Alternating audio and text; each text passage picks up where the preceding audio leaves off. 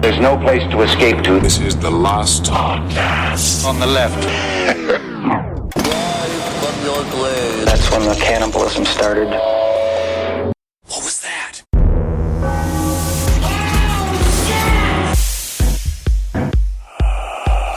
On the way to Sirius the other day, I was driving into the studio and someone was bent over, right? It was just like a thing. And I was like near this sort of like, homeless people, right? Like this whole, whatever you call them, right? He was near this little Human beings. Yes, people. But he was bent over this entity was bent over a thing. And the first thing I thought was I drove past and I was like, man, that homeless woman's got the craziest badonkadonk. There you go. But I was like looking at it. I was driving and I was just like, wow. He's owie. And then like they got up. They they stood up. It was a man. It was an old man.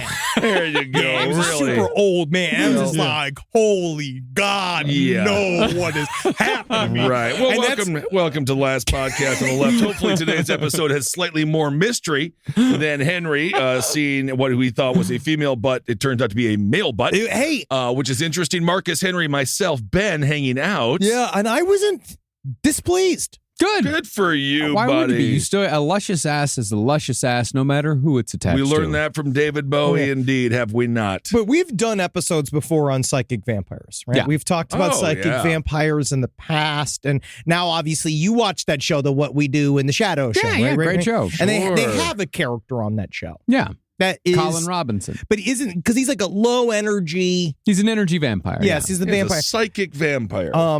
And we're about to do an episode about another one. All right, well, there it is. I love this guy, right? I have no problems with Chris Bledsoe. Yeah. But the more I knew I was down on my luck, right? He's a trustworthy guy. I had multiple near-death experiences. It's probably on you at some point. And then I went, and they all wanted me to take them fishing. And I told them, I'm not into fishing. I am struggling. You can't do this the whole episode. No, you can't do this the whole episode. This is almost like a Holden McNeely character, like slow-talking Morris. I've had experiences beyond this world. You know what we're going to do? This. Let's listen at 1.5 speed. These experiences, there you go. They have torn apart my family. All right. Well, why are you talking like that? Well, it's because we're about to talk about the Fayetteville incident. Or is it Fayetteville? I don't want to fucking do this already. Actually, it's an interesting story. It's an interesting story because Fayette was, of course, a Frenchman that had been in the area during the formation of the town. It's almost somehow racist. All right, let's go on. Now, today's story is widely known as the Fayetteville incident. Wait, so you're going with Fayetteville? I'm going with Fayetteville, and you need to turn down the. I know your asshole is burning, buddy. Now you are heating up flaming hot wings. You're heating it throughout the. It's heating throughout the room. I'm sorry. Yes, because I can feel your pain. I can too. I can feel it. Yes, I know you're in pain. It was 25-cent wing night, and I didn't know the Flamin' Hot Cheeto wings existed. And I was like, do you do 2 orders? But you have to get 10 minimum each order. Anyway, that's the Kissel incident. Kissel incident. I can't even drink my Rockstar, I don't think. God, it's hurting your belly that bad. That's how bad it is. Wow. All right. The Fayetteville incident. Now, today's story is widely known as the Fayetteville incident because that's how it was introduced to the world in a MUFON-produced Discovery Channel show called UFOs Over Earth. Boo! I actually love that. That's great. Very I like simplistic. the name, but it's cool. MUFON did this psychic vampire dirty. Yeah. Okay. Yeah. That show aired in 2008 and only lasted 3 episodes.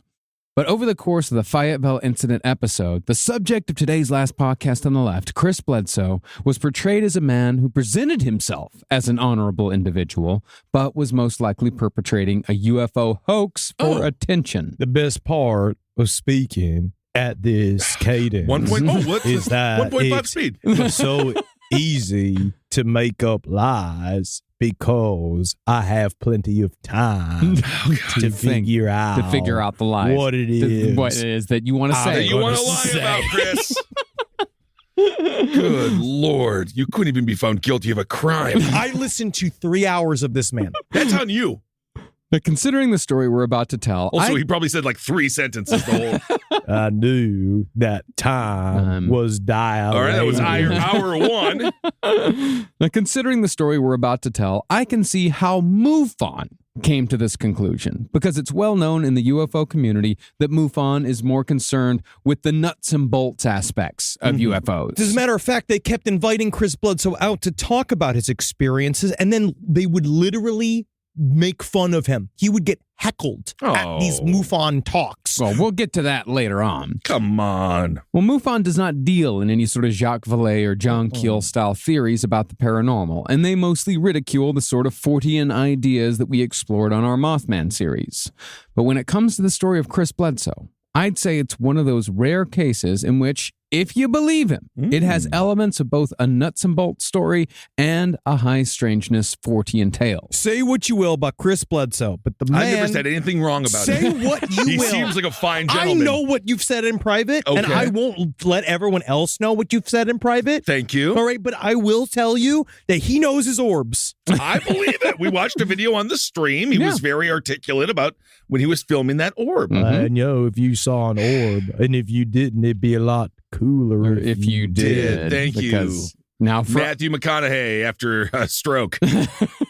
Now, for our source today, we have Chris Bledsoe's version of the story, a better written than most UFO book called UFO of God, the extraordinary true story of Chris Bledsoe by Chris Bledsoe. Great. As you can probably tell from the title, Chris can be overly pompous at times, and some parts of his tale are almost certainly embellished, if not outright fabricated for the sake of a good story. But when it comes down to it, I truly do believe that Chris Bledsoe did have experiences outside the realm of known science at certain points in his life. Okay. At what point does someone carpet bomb their own life so thoroughly that you know, because yes, you could say mental spiral. They're on some kind of like, they're freaking out. Everything's falling apart. You never know what life brings. And that the UFO stuff kind of comes along with that.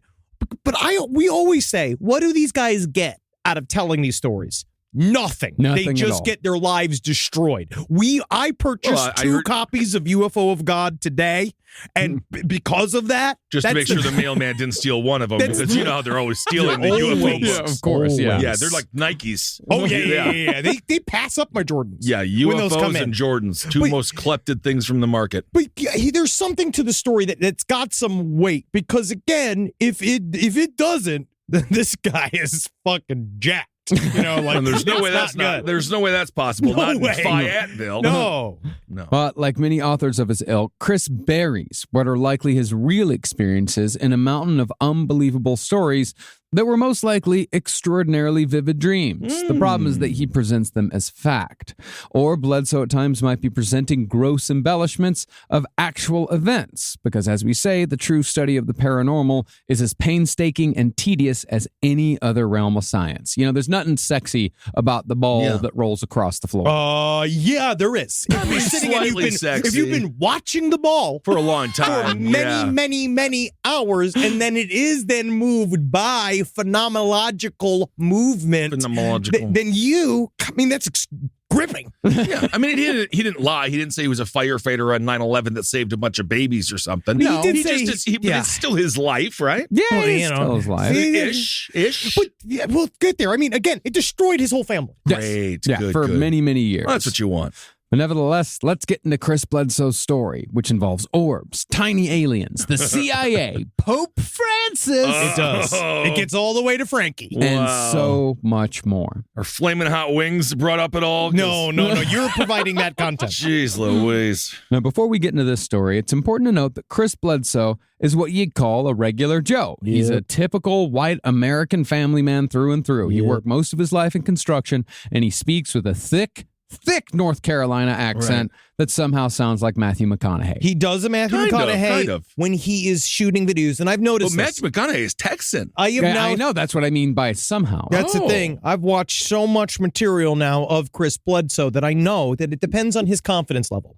When he's shooting orbs, it turns into, all right. Mm-hmm. He gets a little higher in his register. Oh. When he's talking about the many trials and tribulations of his life, dips into a bit of a Forrest Gump. Where you do, because I do notice he was going to be like, I've been through many near-death experiences. A lot. And Right. then at one time, I fell off the top of a construction area because I was Right. following a dollar bill. Yeah, that is unfortunate. Well, you in never a know. Magoo lot incident. Well, a dollar bill is a dollar saved. If you can find that one on the ground, pick it up if you can. Yeah. Yeah. But he But don't chase it off the top of a building. Well, unless you can really grab it and It's get cartoon health logic. insurance. It's cartoon logic. It's $1. Well, as Henry says, he is one of the most Give about 4 fucking flaming hot wings for Wednesday wing night. I feel like it's not worth it. Oh, for God, what it's done. not worth it. I'm never doing it It's again. not worth it. And not everything has to have fucking flaming hot in it.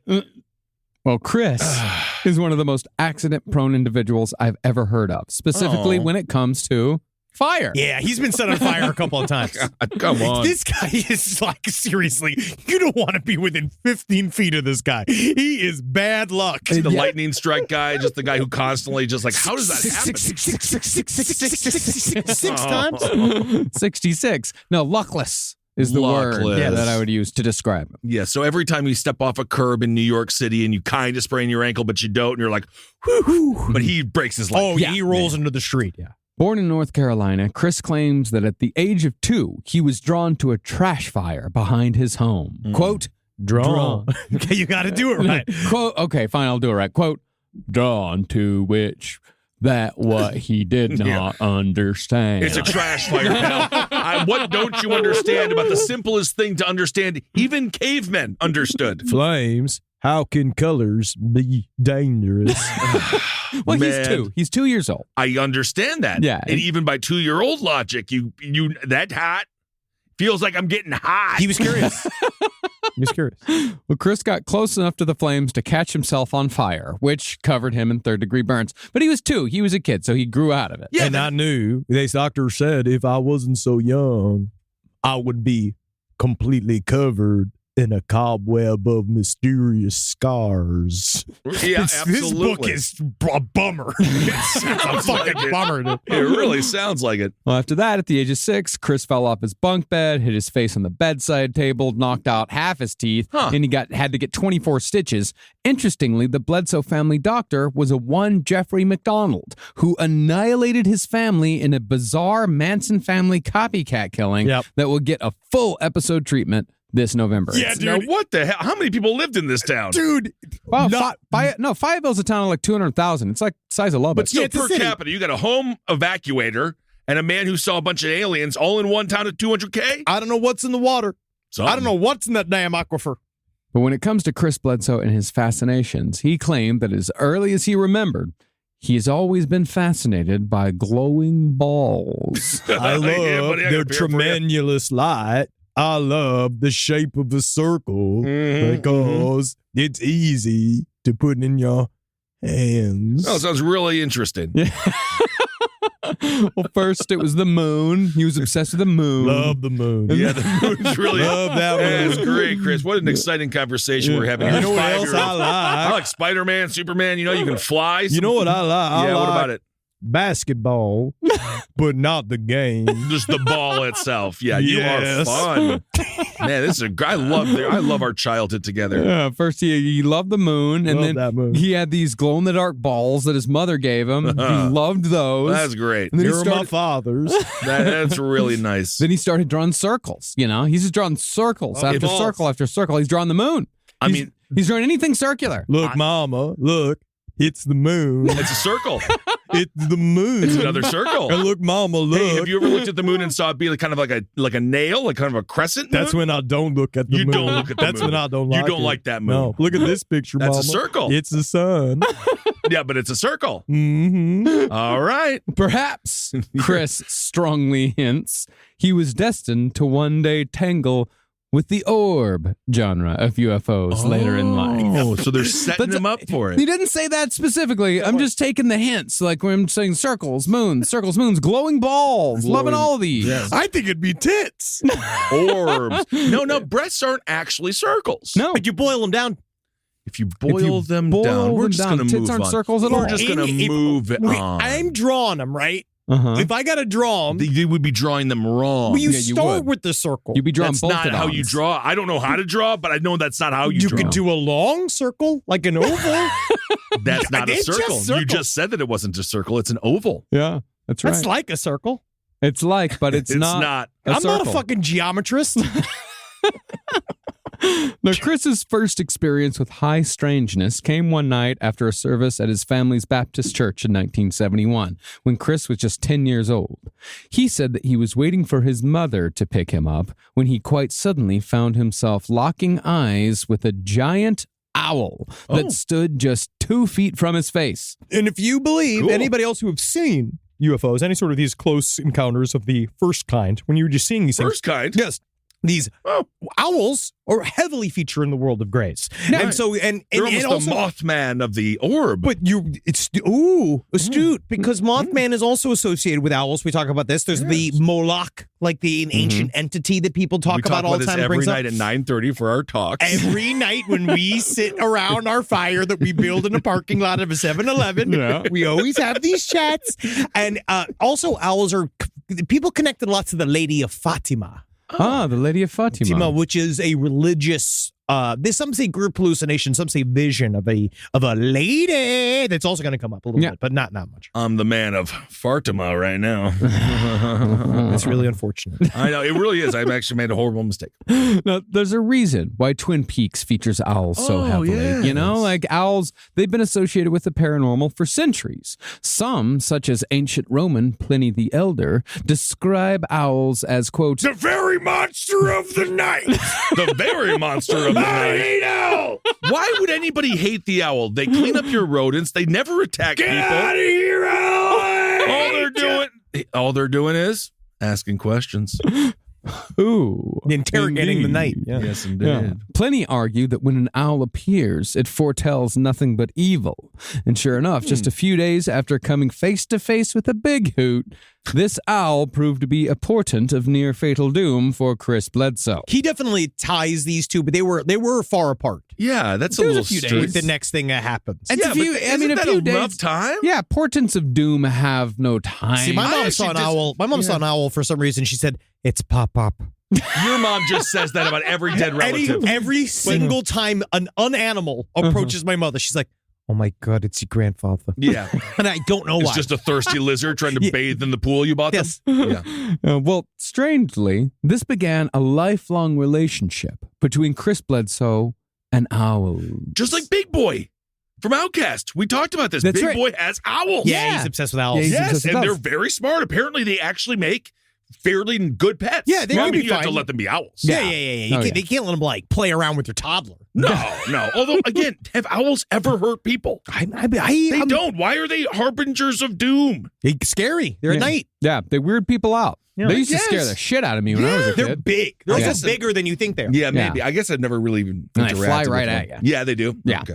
Well, while out hunting dove with his family, Chris's cousin accidentally shot Chris in the back with a shotgun at fairly close range, Yeah. thinking that his 10-year-old cousin was a dove fluttering out of the bushes. And the doctor said, Yeah. if it wasn't for my youth, because I have 13 BBs still in my body. Which are orbs. To this day. I Interesting. still seem to be attracting many tiny orbs. Yeah, are you just sort of looking in the mirror backwards and you just see 13 orbs that are technically just in your skull? The doctor said it was a miracle of God that these babies didn't affect any of my internal organs. They may have affected your brain.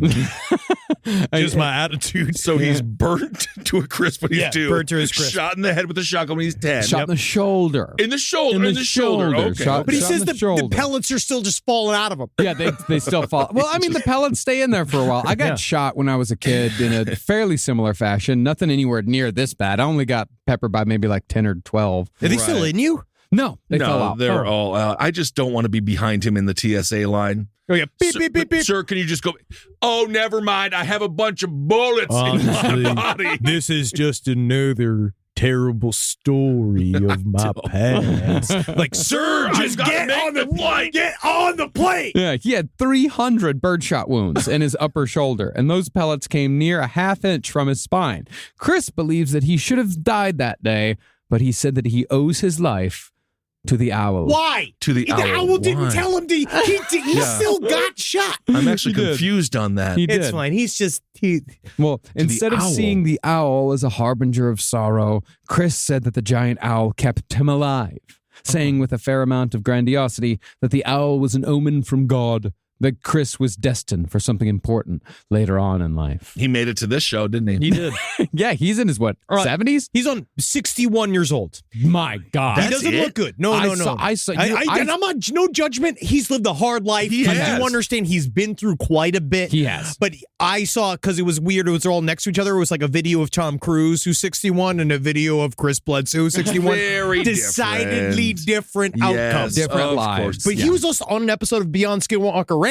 So he's out there. He's a whole, like, UFO of God just got a re-release. He's in the zeitgeist right now. For all of us. Okay. He really is. And you know, and there's a bunch of wacky wooey woo shit going on here, but I do want to stress that I do think that his initial encounter with UFOs is legitimate. I do too. Also, I just put it together. Robert Bigelow, the #1 financier of Ron DeSantis, was the guy who owned Skinwalker Ranch. Yeah, it's really bad. He's loved aliens and alien-like activity his whole life. Robert Bigelow will play a part in this story. Really? Oh, yeah, of course. And- Okay. His octopus tentacles get into all of this so shit. Yeah. weird. Are you fucking kidding me? He's the one that He fucking loves him. He But loves the said pudding that- Well, pudding we're not pop? going to get into it because he said he doesn't like the campaign strategy, so he's taking his money back. He doesn't but like. he was the first funder. Yeah. Oh, he Wow. doesn't like the campaign strategies, but but the numbers are only going down. Well, unfortunately, this omen from God did not save Chris Bledsoe from repeated accidents. Not even close to that's the being thing. over. He keeps talking about all this stuff about these UFOs protecting him, but they didn't do a heck of a lot. No, more horrific burns. When he was 17, the radiator on his Trans Am exploded in his face, covered him in scalding hot antifreeze. That one was probably his fault, though. Yeah, you got to wait. You got to wait until it cools down before you take the radiator cap off, because otherwise that thing fucking explodes. I mean, technically, all three of these could be his fault because you're not supposed to step in front of the person with the shotgun either. And although I'll give him a reprieve on that one. Well, he was also. So it's just 2 out of 3. He was hunting with 3 other 10-year-olds. Right. Yeah. It's So- Fayetteville. Yes. I don't know if they were 10-year-olds. They were other kids. Yeah, they were in other the book, kids. it gives it more context about how, Okay. like, they took their father's guns to go out and hunt. He's just Does he like, add- because my gun, honestly, in many ways, if I could, You'd marry the gun. You'd marry the gun. yes. Yes, you would. Great. More Well, of an elope. yeah, I'm excited for the sex scene that they have coming up, like the movie It, or the book It, rather. Oh, the book, yeah, Unfortunately- so you're saying when all the children in the forest, all these children gangbang the gun? Cool. Wow. Better than I thought. That's cool, though. Wow, that's great. You really Yeah. put that together better than I Due did. to Yeah. it a penis shrinking accident I had, my penis does fit You fucked the gun? perfectly into the tube. I Yeah. call it a tube of the gun. And it's kind of an orb, isn't it? It is. And, well, you know, It's again, a circle. It's a It's a circle. It's a circle. circle. Love in circles. Soon after, though, Chris married his high school sweetheart. Aw. And he got a job with his dad working construction full time. Great. Tragically, the sweetheart was killed in a car accident after a keg party a short time later. Because he went and he saw her talking to her former high school crush, right? And even though they were high school, I don't really understand how it works. He saw her and he was so enraged, he left in a huff. And then when she left after to get him, because they were all too drunk, none of Yeah, them of should have course. been It's a driving. keg party, yeah. Yeah, and then she died, yeah. Yeah, It was she- sad. yeah. It was It's extremely horrible. sad. Well, this is back in the days, people died in car accidents like every other. Like, you got a call that someone died in a it car happened. accident Well, like it's once a also, month. it was Dead Man's Curve. Yeah. So she Yeah. died on Dead Man's Curve, and then also It was funny the way that they didn't change it. They just named it Dead Man's Curve. So you know now. Well, you're supposed to know now. You're That's supposed to know. That's supposed to be a warning. Yes, I know. Well, still in grief, Chris returned to work and had another accident, falling through 3 stories of scaffolding after the structure gave way and he bounced off each metal bracing, crashed through each piece of plywood on the way down like so much plinko. Many said I fell in a serpentine Bugs Bunny fashion, Right. but I imagine was amusing from afar. It does sound, your whole life is amusing from afar. But as the object yeah. who was falling, It's horrible. it yeah. was bad. It sounds bad, yeah. Well, shortly after recovering yet again, Chris was introduced to the woman who would become his second and final wife. Oh, wow. Yvonne. We don't know yet.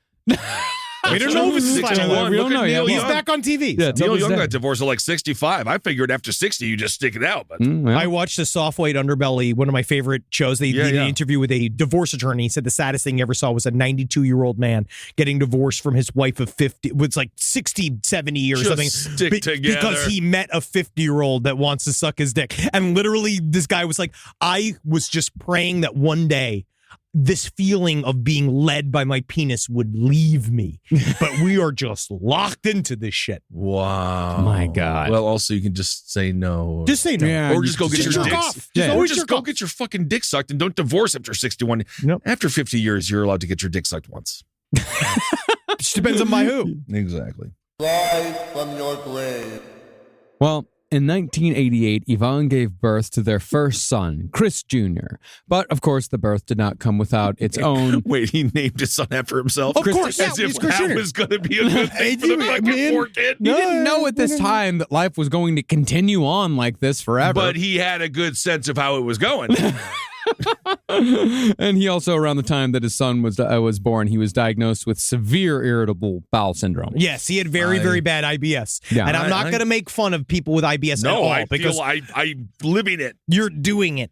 But there is a thing about, there are several sentences in this book where he's just like, you tell me how to keep the business alive when you're chained to a toilet 20 to 25 hours a week. And I was just like, holy That's fucking what it means. shit. You have to That's shit that much. That's a job. Severe IBS is, you can't leave the house sometimes. You're Yeah. just shitting and shitting and You're shitting. just shitting It's and shitting awful. and shitting. Yeah. But what if you don't eat as much? I guess, well, whatever. Then pure bile shoots out of you and gunk and crap in Oh, your shoes. No, it sounds dangerous. Your shoes. Yeah. Yeah, your shoes. Yeah, your body absorbs your shoes. clothes. You Yeah. shit your shoes out. Yeah, so dude. you really got to make It's sure crazy. to bring an apple or something I when you're on a went long one trip. time. That's why you got to get an asshole that can fold some clothes. I remember we took a trip to Disney World and I bought a commemorative Aladdin fez-like hat. And one time after an IBS, I called them sessions, I discovered my fez was in the toilet. Oh, you shat it through your whole body, huh? Wow. Well, that is hard out there. And if you're listening from the can right now,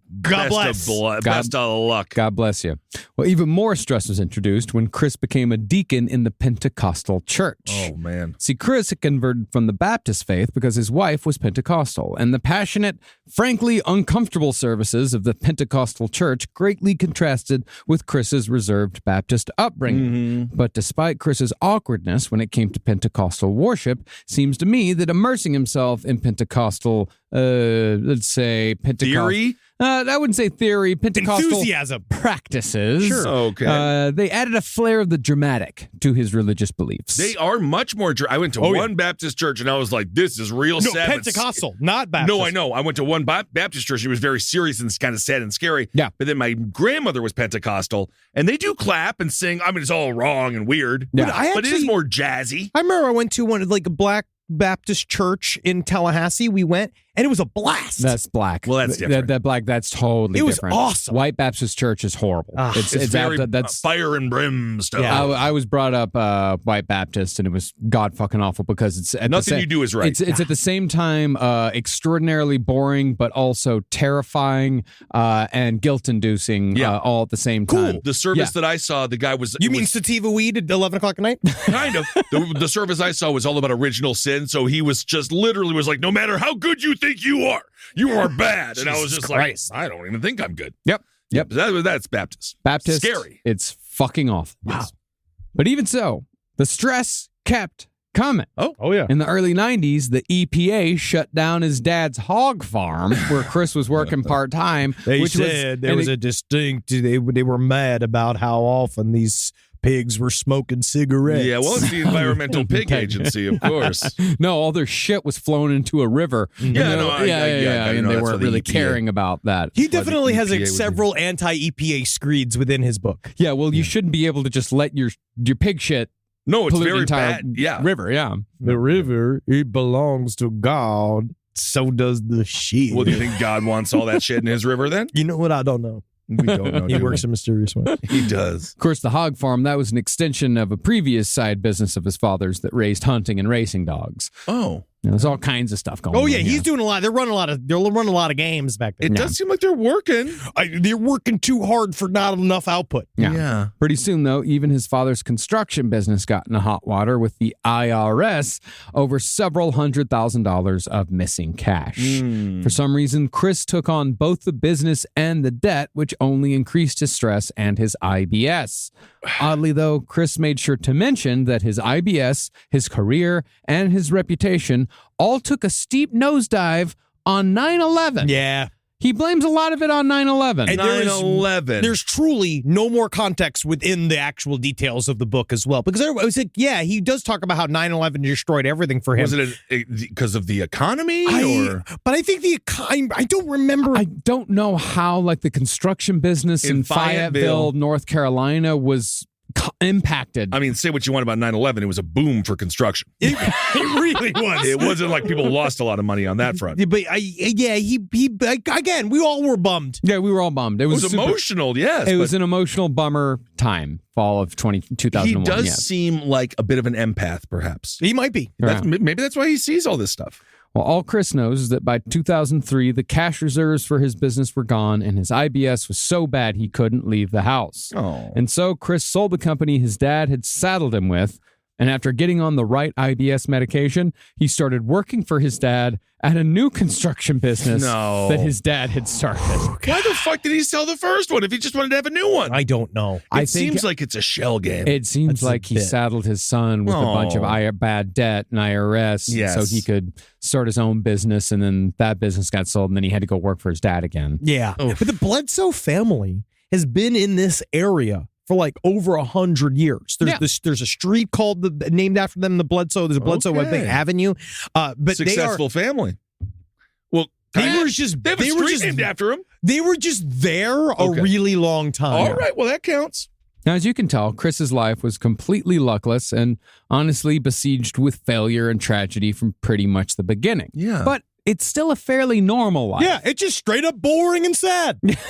Yeah, really. But on January 8th, 2007, when Chris was 44 years old, his life and the life of all of his family members would change forever when the universe threw him into the deep end of the paranormal pool. Ooh. Now, on that day, Chris, his 17-year-old son, Junior, and Chris's construction crew were finishing up a job when they decided to take an impromptu weekend fishing trip on the Cape Fear River. Cool. Ooh, Cape Fear. At around 4 p.m., Chris decided to take a little alone time and went for a walk.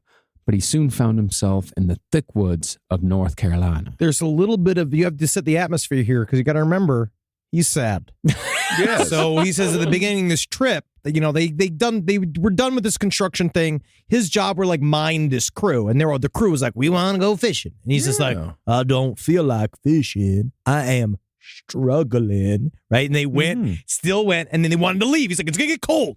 We're gonna get cold tonight. And they're like, we want to stay. We just got started getting fishing, right? Sure. And so he was like, I went to a field and I asked God to please bring me back to heaven. Like he lived a whole That's long really, it's called suicide. to God. He said, I was thinking the unthinkable. Suicide. It's it's very thinkable. Yes. We all think about it. Yeah. Unless, of course, you're talking to your fucking insurance company, in which case don't tell them that because then you can't get life insurance. Don't ever tell him. Well, slowly, Chris began to realize that there was a strange rustling sound that seemed to be following from behind. He soon reached an open field and found that the winter sun was quickly dipping beneath the horizon, but there was still a little bit of sunlight out.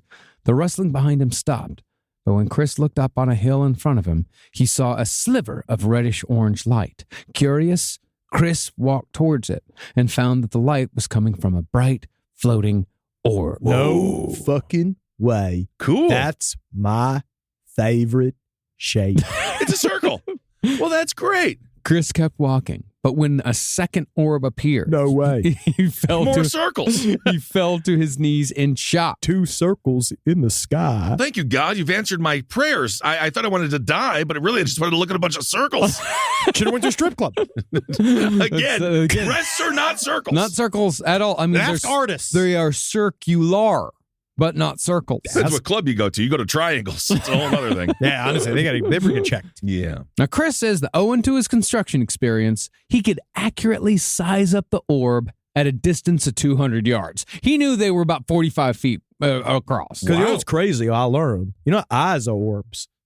They are. Eyes are orbs. They are. Yes. Yeah. And so you're looking at circles through circles, aren't it's you? my favorite shape in my head. It's fun, isn't it? Yeah.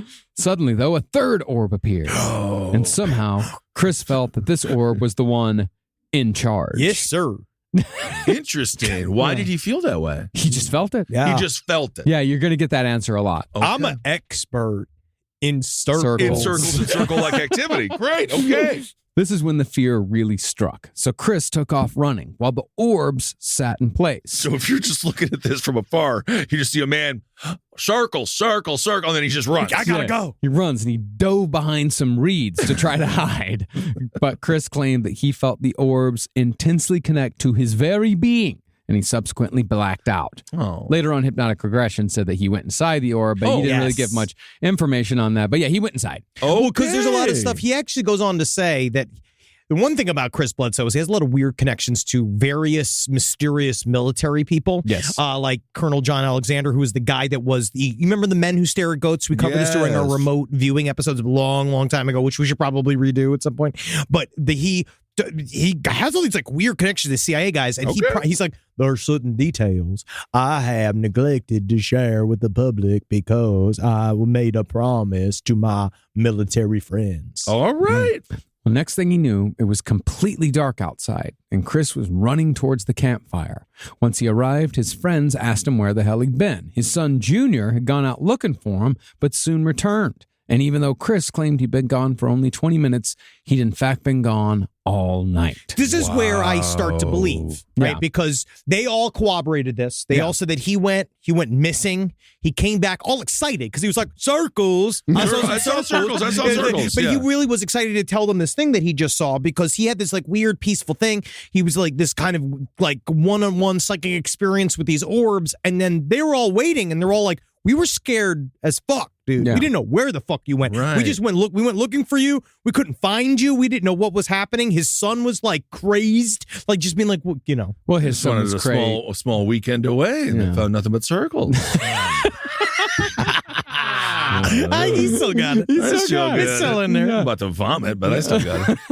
Well, Junior, he was having an experience all its own. While Chris was stuck in his missing time period, Junior had his own traumatizing adventure, although his experience was far wilder and more involved than what Chris had experienced. And Junior remembered everything. I went to look for my dad. I feel bad for Junior. I really do. As we get more into the story, I really feel for this guy. No, and Chris Jr. too on the. He's got to be our age. He's followed. Yes, he Almost, was right? 4 years younger than me. He's 4 years younger than me. Wow. And he, like, they talk about on the Beyond Skinwalker Ranch and a couple other things. I see, he's fucked up. Yeah. This whole thing like destroyed their whole family. Yeah. Junior said that when he went to look for his dad, he saw the orbs too. But when he ran back to tell the others, they laughed him off. Gathering courage, Junior returned to the forest and to the orbs to see if his dad was okay. So the love of circles kind of runs in the family. Somewhat. Yeah, somewhat. Okay. Yeah. Yeah. Interest. Interest in circles. Yeah. Chris came upon 2 of the orbs, but instead of staying stationary as they had with Chris, the orbs moved towards Junior so quickly that he didn't have time to retreat. Junior dove into the brush to hide. Because the orbs were only 15 feet away by Junior's reckoning, he got a better look at their structure. Ooh. He said that they seemed to be almost alive after a fashion, featuring fiery red eyes that seemed mechanical in nature, some sort of biomechanical organism. So the eyes open and closed like shutters, like the entity was almost blinking. Cool. It's cool. I believe that these orbs are their own thing. Yeah. Could be. Feels a little phantasm. Feels like Oh, it it might does. suck his brain out and take all the blood. But suddenly, the orb opened, and a group of... No. the orb, opened itself. It goes. That's good. That's good.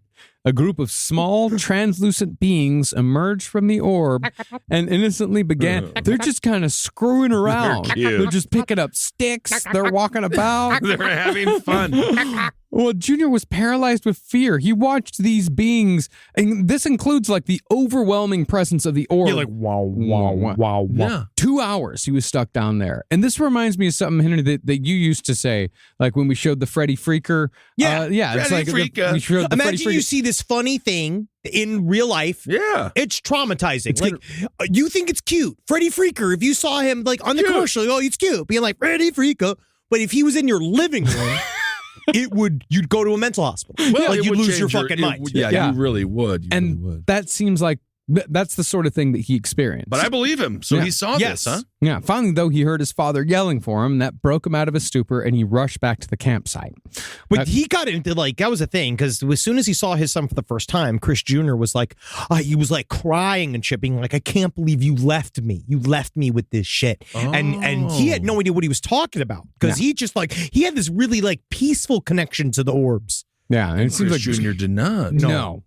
Now, Chris and Junior's parallel stories freaked out the other dudes on the trip enough where they figured they'd all better get the hell out of there. Sure. But just as they were loading up the last of their gear, all of them saw 9 balls of light gather in a circle directly above them. Wow. They all corroborate this. These orbs flashed and descended across the nearby river, where they pulsated with a blinding white and blue light.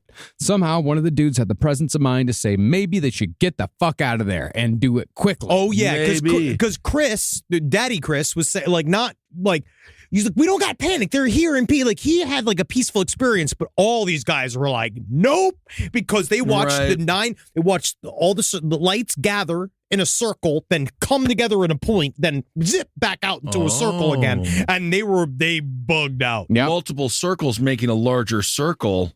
I know. You mean, mate, you know that every It's pretty circle, hot, huh? in many ways, is many, many, many, many circles. Isn't that fun? Infinitum.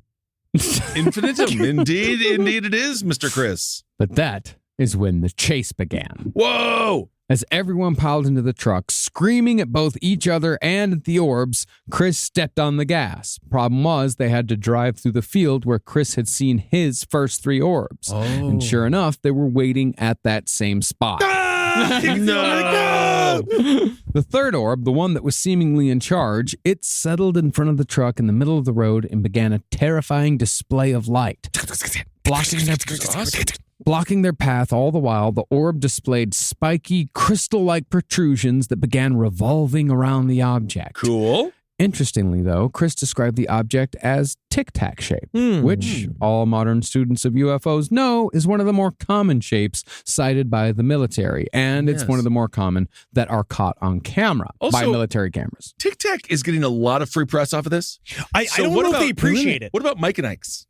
Ooh. It's more of a Mike and Ike, isn't it? No, well, the Mike and Ike Isn't is it? more cylindrical. Yeah, Mike and Ike's more of a, because Mike and Ike's more of a pill. Yeah. That's pill shape. It's pill shaped. That's what I'd call that, pill shaped. I see. Okay. I'm glad we agree on that. We won again. You can squish it. You can squish it. We're not talking about altering the reality here. But to not take any chances in trying to drive around or through the object, Chris jumped a ditch and drove towards a nearby mobile home looking for help of I don't know what sort. Just leave these poor mobile home people alone. Nobody was home, Thank thankfully, God. yeah. And the tic-tac orb was still blocking the only exit. Determined to do something. Did they try to drive through the damn thing? Nope.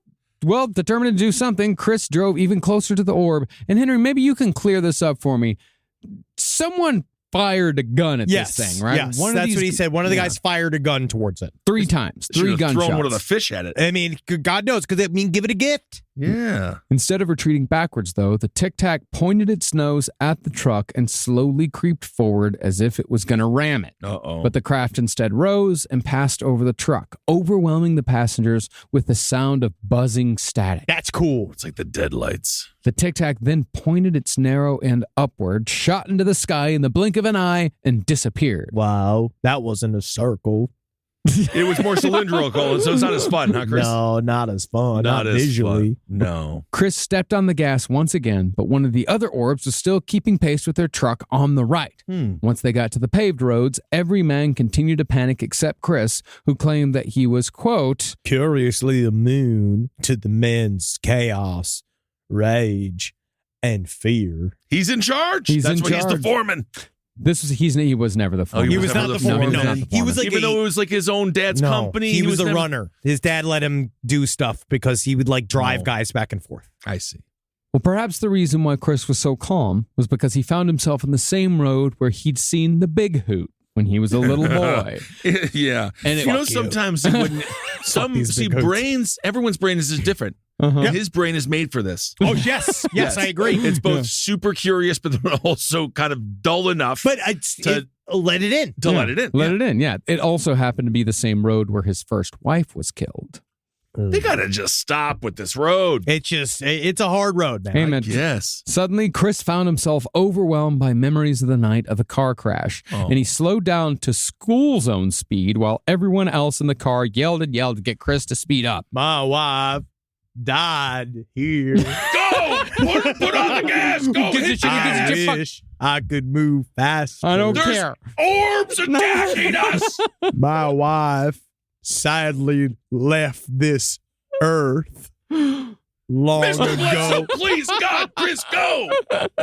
Well, Chris felt as if time had slowed down. And He slowed down. Yeah, but time also slowed down. Okay. And in his first dip into the more wooey-woo territory, he claims that the orb's presence filled him with peace, and whatever guilt he'd felt over his first wife's death melted away. That's Is it possible the orbs killed his first wife? No. No. Okay. Mostly just drinking and driving. But what's a keg if not a circle or a single cylinder? Again, long circle. It's cylindrical circle. But And if you look does from have- the top, it has it's a circles circle. on Yep. top and bottom. So it's still related. Interesting. You know, it's also a circle when you are surprised. Your mouth. Can be. Oh. Okay, not a perfect circle. Not a perfect circle. It's almost as if circles are one of the more common shapes in existence. Yes, indeed. Lucky for him. Oh, he loves it. Absolutely. Well, as he's having his experience with his guilt being what melted away, all the rest of the dudes are screaming and pounding on his seat, trying to get him to keep driving because another flying object, a massive rectangular craft with a row of square glowing lights, had suddenly appeared. And once Chris snapped out of it and kept driving at freakout speed, the guys discussed the order of who should be dropped off at home first. Yeah. Yep. Well, I mean, you got to be honest, strategic about it. I'd go right to the bar. You just got to go to the local town bar and bust in the doors. It's just kind of funny. I know what we saw. Because it reminds me of the same. He remembers the same conversation when he was dying, when he got shot by 10, when he was shot at 10. Yeah. Where he was like fading and he was hearing the two people that were with him argue over, like, do we tell anybody we did this? Like, he was like listening to them trying to cover up his death. he overheard way too much. Are mean. Yeah, he heard like everything you didn't want to hear, but never heard anything. Yeah, because they weren't concerned. They were just concerned for themselves. Right, of course, yeah. Well, they eventually decided on a drop-off order, but there was no way to do it without a double back to where they'd seen the rectangular craft. And sure enough, once they got to the spot, the dark rectangular craft was still there, although the remaining men in the truck passed by unmolested. We just don't know that, though. It's still Fayetteville. We don't know their past. Every single one of those people. Maybe this entire thing is an allegory for molested. I don't know. I'm not saying molested. No, I know what you're saying, but he means like molestar. Yeah. Yeah. No, I mean, yeah, molestar, as in small towns. Yeah. Yeah, there were a lot of people molested in my small town. I bet. Everyone talked about it all the time. Top 5 activities. It was just talked about and talked about. Idle hands. Constantly. Idle hands. Mad mouths. So many. Yuck. Now, after the other two guys were dropped off, Chris and Junior returned home and turned on the TV, expecting to see wall-to-wall coverage of the mysterious crafts that had seemingly filled the skies around Fayetteville. No, that ain't going to happen. Nothing, however, had been reported. And the only indication that the craft had been noticed at all was the sound of a rare helicopter flying towards the scene. But even after all that, Chris's night of high strangeness was far from over, or so he claimed. Yeah. His dog Rosie was going nuts and wanted to chase something out in the woods. So Chris led her outside and followed her into the darkness. Again, the same night. Oh, yeah. Same night. Oh, my goodness. He's got balls of steel. After coming to a clearing, Chris claimed that he was face to face with a 3.5-foot tall, glowing creature with red eyes and a glassy, translucent triangle fixed to its chest. First triangle. And you know what he said? Can I finish? Get him in. It was Ross Perot. Perot. This would have been around the same time he was like, yeah. this is No, it was 2007. 92. 92 was Ross Perot. This was 2007? when Yeah, this happened? dude. Yeah, this that's whole right. story happened in 2007. I don't know why I was thinking for a second there that it was 1994. Because It it's Chris seems Bledsoe. like it. Yes, because the way the man acts and the way the town is. But no, this is recent. Yeah, 2007. That's right. Wow. That's right. Yeah, he would. But you know what? Ross Perot was still alive. He was. There Yeah, you sure. go. Yeah, he wasn't dead yet. And he was definitely getting smaller and smaller and smaller. Mm-hmm. Well, terrified, Chris said something that I've never heard anyone claim to say upon meeting a possible alien captor. Okay. He said, quote, I'm sorry. You got me. I'm sorry for running. I surrender. Wow, he fucking Gave was a up. total coward. Well, no, because coward. he wasn't Isn't afraid. that cowardice? Well, because No. he wasn't afraid. The dog was afraid. He was watching this thing. He was way more like, what the fuck is going on? And he had this So he psychic message. surrendered to it. Yes, he Yeah. surrendered to Okay, the okay. phenomena. yeah, he's saying, I'm sorry for running. Yeah. Saying I shouldn't have ran. I shouldn't have ran. I like my ufologists that weren't caught. But in classic alien fashion, the creature said, quote, You don't understand. We are not here to hurt you. Oh, thank we you. are here to help you. Oh, nice. At that moment, though, Rosie leapt to attack. The dog, however, found nothing but air because the creature whiffed out of existence just before Rosie's jaws snapped down. Whoa. And yet the night still wasn't over. Yeah. Oh, my God. Once Chris returned to his house, he lit a cigarette and looked out of the blinds, where he saw a creature much larger than the first slowly ambling towards the house. And again, Daddy Chris, was not like upset, but Junior started shrieking. Yeah. Like, he Junior started- and Chris saw this. Oh, yes. And Junior, he started shrieking. He was so Yeah, I'd be fucking scared. scared because those guys are all straight up being like, it's a dang invasion. yeah. Yeah. They're coming. You know, like, so they thought they were all about to die. It's It like, sounds like an invasion. Sort of like signs, like think of it Yeah. that way. Yes. Chris and Junior therefore got in Chris's truck and drove 5 miles away to a hayfield where they spent the night in their vehicle. Okay. Now, this encounter got me to thinking about the whole phenomenon of aliens scaring the hell out of people, then telling them they didn't mean to scare them. Yeah. It also got me to thinking about how nobody who fervently believes in aliens has ever had the sort of encounter Chris Bledsoe claims to have had. It's like when every single time I say, every time I've said the words, I'm not trying to be offensive here.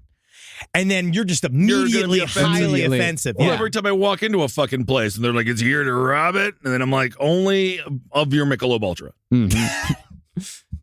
But I think it's quite possible, if unlikely, that extraterrestrial beings don't visit people like Henry and myself because we already believe Well, in me. aliens.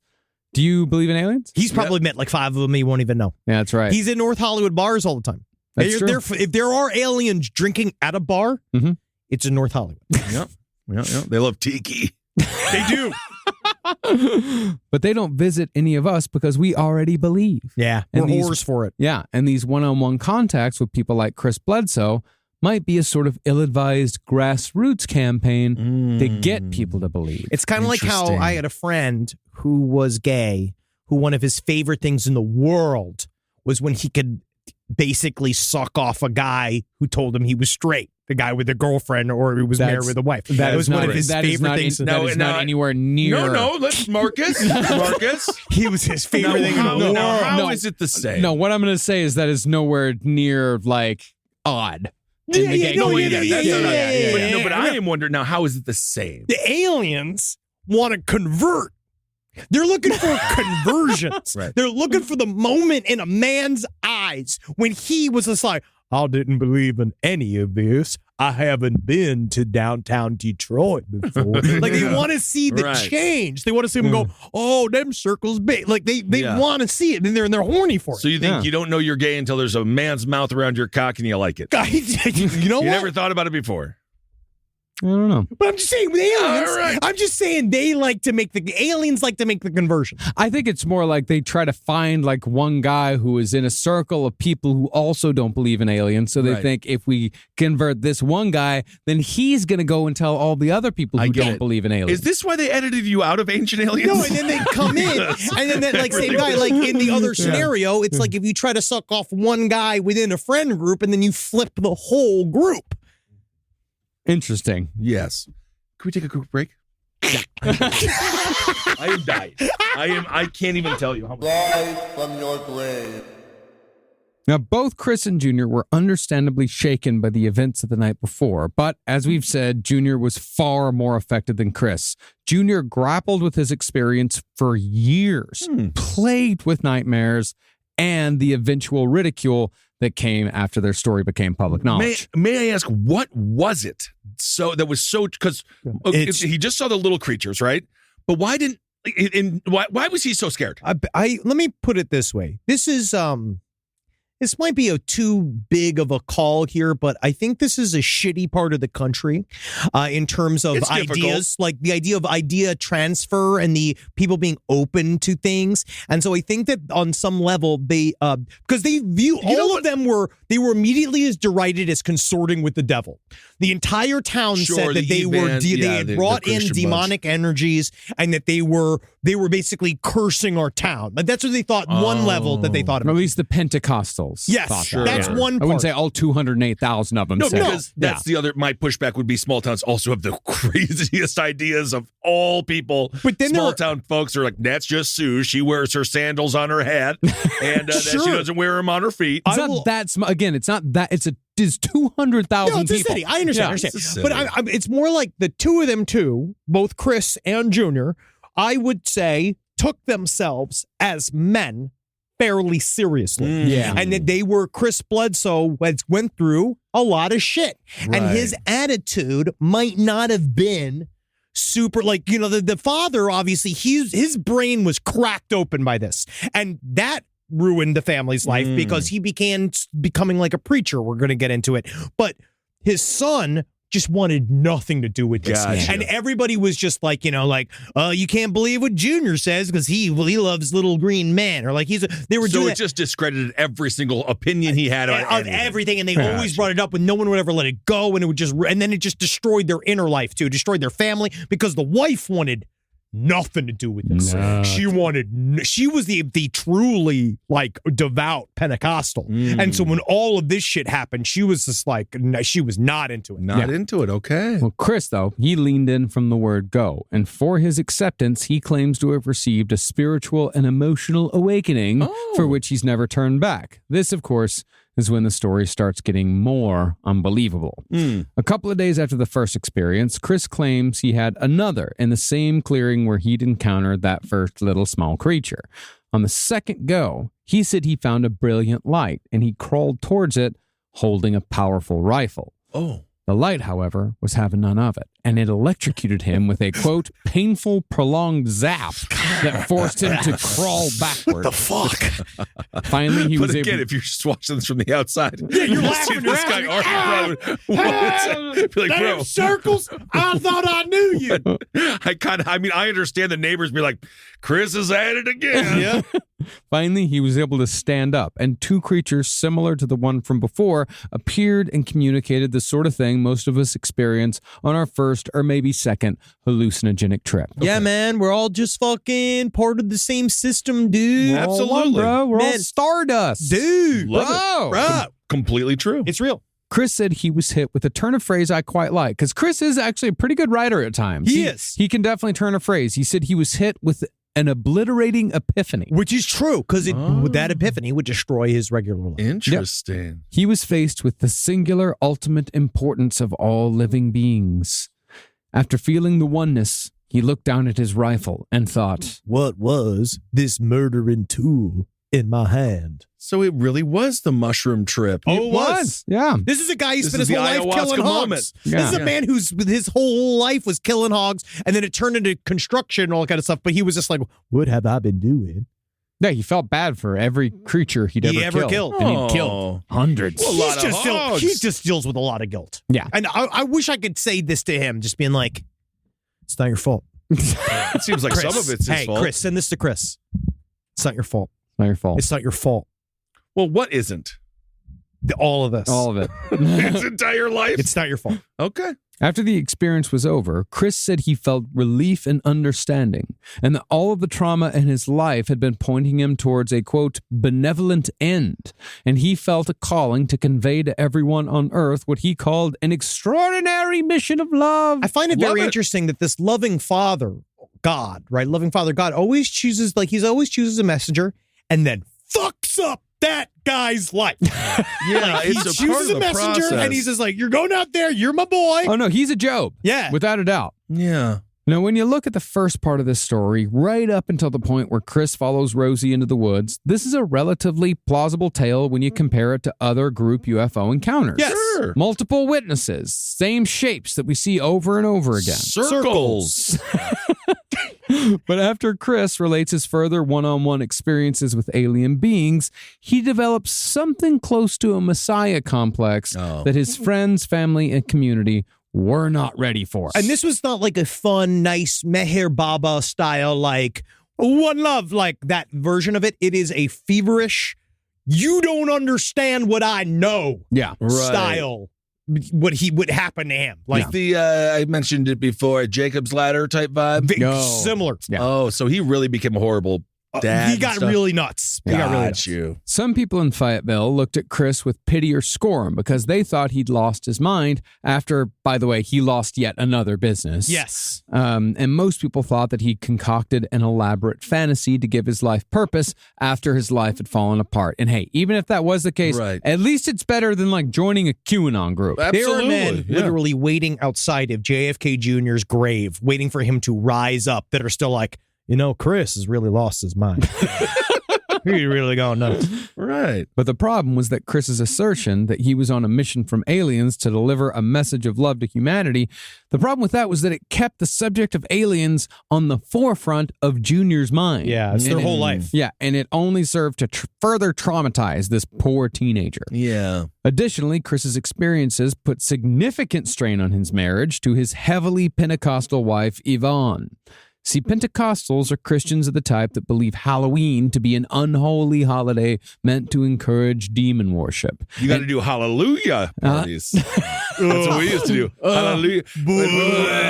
We were broke growing up, so we had. But we would do. They would just cut out the sheets in our eyes. We were not little Klansmen. We were Holy Ghosts. Holy Ghost. And my mom, she would let us trick or treat because she knew I liked my candy. So she would let us trick or treat. Ben, you need your candy. Oh. So we'll be Holy Ghost. I love that. It was fat, then God. Like the first thing was, let's keep him fat. I like, was I love skinny then. Well, aliens are, of course, without a doubt included on the Pentecostal no-no devil list. Yes. Besides that, Yvonne immediately understood rule number 1 when it comes to alien encounters.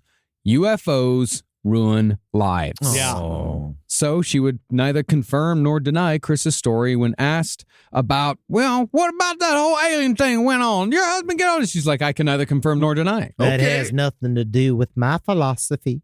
Mm-hmm. And for She didn't do the carve out in the wedding vows. If I ever got married, till death do us part, or until you want to start doing stand-up comedy, or until you meet a UFO. It's really important. That's it. and for a time, she seemed to choose her church over her family, wacky as they may be. Yeah. Weirdly, though, in the weeks following Chris's initial encounters, he claims that his IBS, poof, disappeared completely. That's amazing. He was literally scared shitless. Yep. Got all out. Wow. But even though he could finally work, nobody would hire him because everyone thought he was crazy. See, this is the problem. So now he's, everything is gone, right? And then he enters into if you listen to Reddit, the deeply lucrative world of UFO witnesses, which is, I still never understand because it just is bad. No one so makes now money. he's kind of thrown into this world. I mean, my God, these people that appear on these alien TV shows, what are they paid? $250 an episode. I would say Yeah. at most $1,500. Maybe. No, it's $250 an episode. That's it. Yeah, that's what I got paid. I mean, you're as a talking head. Yes. But there are these guys probably will get a bump. like the guys who are like long-time stays. But Sure, maybe. maybe. Yeah, maybe yeah. $1,500. But it's not a lot. No, it's definitely not. It's not rent. It's non-union shoots. Yeah. Yeah. Meanwhile, odd things continued to occur, or so Chris claims. During his long, unendurable days of unemployment, Chris spent his time locked in his study trying to remember every detail of his experiences. At night, Why? because he's just trying to figure out Buddy. what happened. Yeah. And no one Jeez. will hire him. What else is he going to do? Yeah, I just guess think. At night, Whoa, he's- so that the statue, the thinker, is unemployed? yeah, He that's might what be. it is. He's unemployed. Yeah, he's Can't some believe I saw all those unemployed orbs. asshole. I can't believe I killed all those pigs. Yeah. I mean, they don't say what he's thinking about. No. Well, at night, Maybe he has IBS. Interesting. The Interesting. thinker, he has to You know, sit there and and shit. the It would burden. probably make him the best philosopher of all time. You know, they call him What? the stinker. Nope. Wow. Not allowed. Unbelievable. That's Unbelievably. racist against people That's with not IBS. That's a slur for people with IBS. That is bad, yeah. So you can't call little kids little stinkers? Only No, if they stink. You're a little, No, you can call him little stinker. Well, little stinker is always just me, shrunk down to child. When you saw me as a kid, I was a little stinker. With the ginger hair and Yeah. the. I mean, I'm like, is he trying to look people's at my shins. dress? Yeah. Like, yeah. Get out of here, little stinker. I was more of a ghoul. Yep. You yeah. were a ghoul, yeah. Yeah, and as we know, you Monster. were a goon. Yeah. No, not goon. You know, No, you're not a goon. I was not a goon. As a child? I was never Oh, a I goon. could see you being a very goonish Oh, he's child. I was always yeah. very proportionate. Very proportionate. I was a shy, quiet, weird, large boy. It's Michael Myers. Yeah. That's why I love Michael Myers and Jason and Leatherface. Well, at night, Chris Bledsoe slept alone. Yep. Oh. But it soon came to be that no one in the Bledsoe home was getting any rest, for the return of the owls was upon them. The owls are the least of our worries. I knew they'd come back. Right, the little round eyes. One night, wow, They do. another circle. They're all, everything is a, I can point, that light's a circle. That light is a circle. Your head's a circle. Everything is a circle. This No, is not a circle. that's an no, oval. You again, you Yeah. never, Different you type of somehow- circle. It's not a circle. An oval is not a different type of circle. If an oval was a circle, they call it a circle. Well, That's guess right. what, man? Fuck them. Whoever them is. That's great. Or they. Sure. Well, one night, Chris heard what he called the loud, urgent, insistent hoot of an owl. Good. That's fun. Like That's an that? inside joke, multiple layers. Yeah, thank you. That goes out to everyone who's listening who's 55 years fine. Yeah, you know, you like it. But Chris was convinced that this hooting was a kind of communication. It is a kind of communication. One owl turned into two, then a three, then a four. Oh, don't even get me to the Hey, lights. Mr. Owl, if you're going to be there, yeah, tell me how many licks does it take to get to the center of the Tootsie? You're crazy. Damn you, Owl. Until finally, an entire chorus of owls showed up hooting and hooting all night long, every night, preventing anyone from getting a good night's rest for the remainder of the winter. He might need to pick up the shotgun again and just pepper him once and get him out of there. I don't know. You just get one of those the noisemakers that just More sound noise? that just Again, sound like a shotgun. They're just owls. They're They just- should have a nice life. No, They I should be able know. to live But they their also have to get.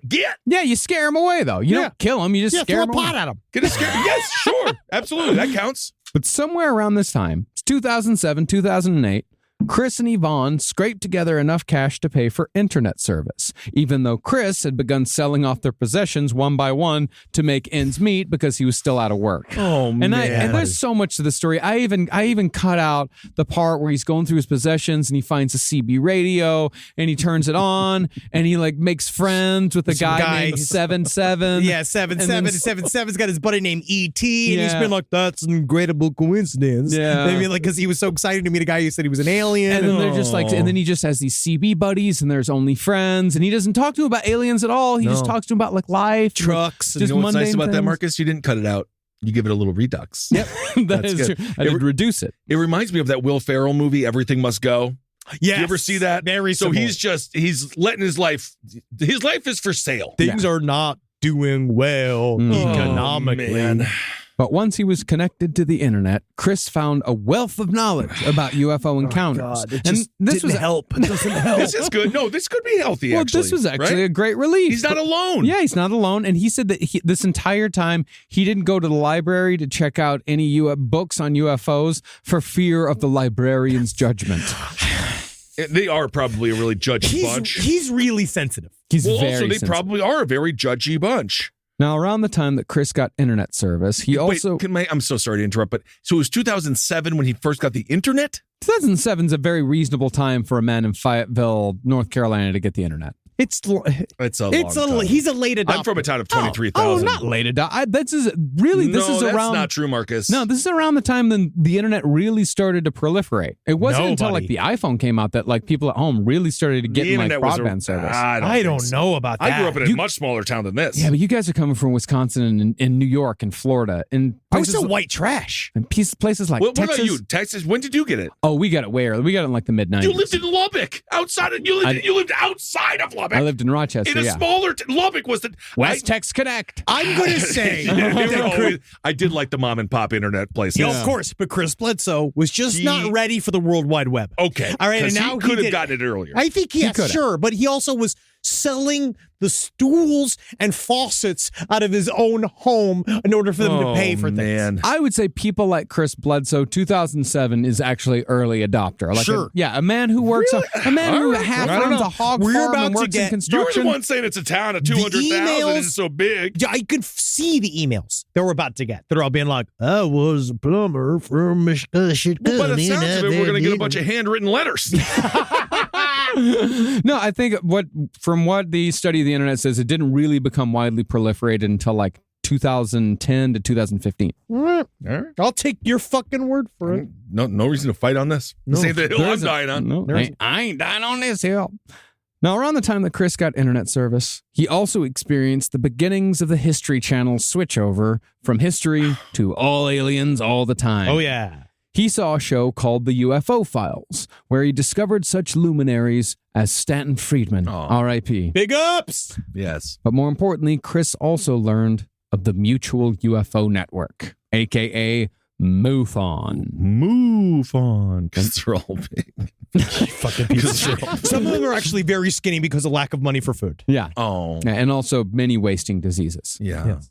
So Chris immediately began writing out a story to send to MUFON with the purpose of connecting with like minds and perhaps to obtain a full investigation on what happened to him. Now, it took weeks to get his story together, but after sending what I'd imagine was a far more coherent email than what MUFON was used to getting, Yeah. MUFON responded the very next day, requesting an interview and a full investigation. Yeah, they So sent a we're guy gonna- named Steve.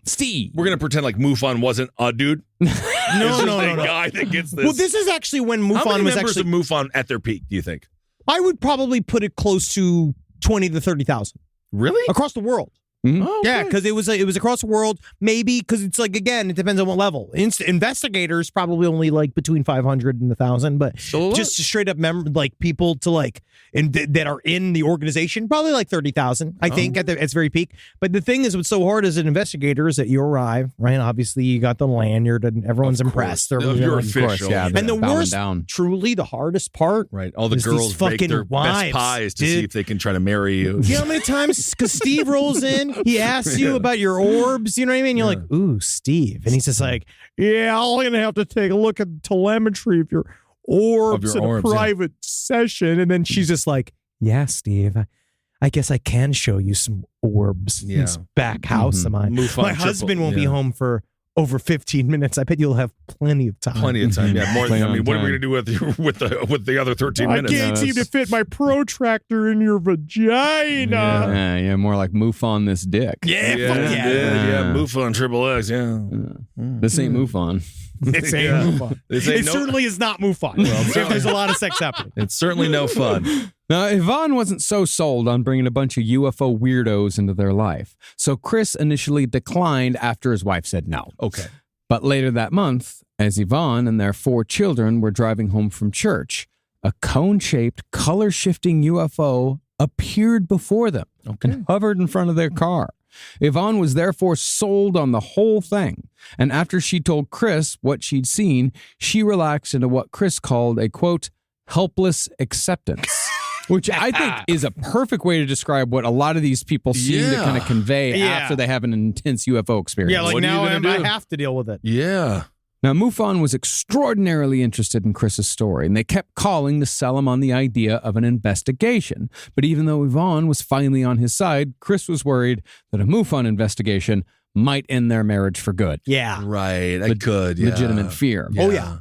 Might as well get Joey Greco from Cheaters out there. You just don't need anybody up in there. No. Not with these lanyards. Not with the fear it installs. And This seems to be a very fragile situation at this point.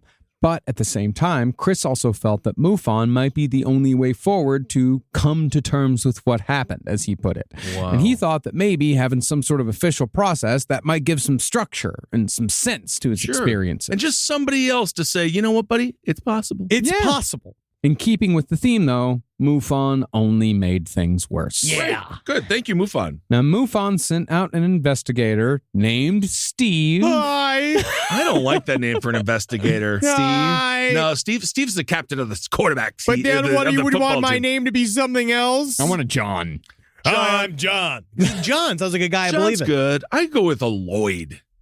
I want a nice, quirky Lloyd. Lloyd. That's An a good Ernie. An Ernie, yes, an Ernie, a Lloyd, just someone whose hair is befuddled a little bit, just a little weird. He's too into UFOs to care about hygiene. Yes, exactly. What do you think about a Lawrence?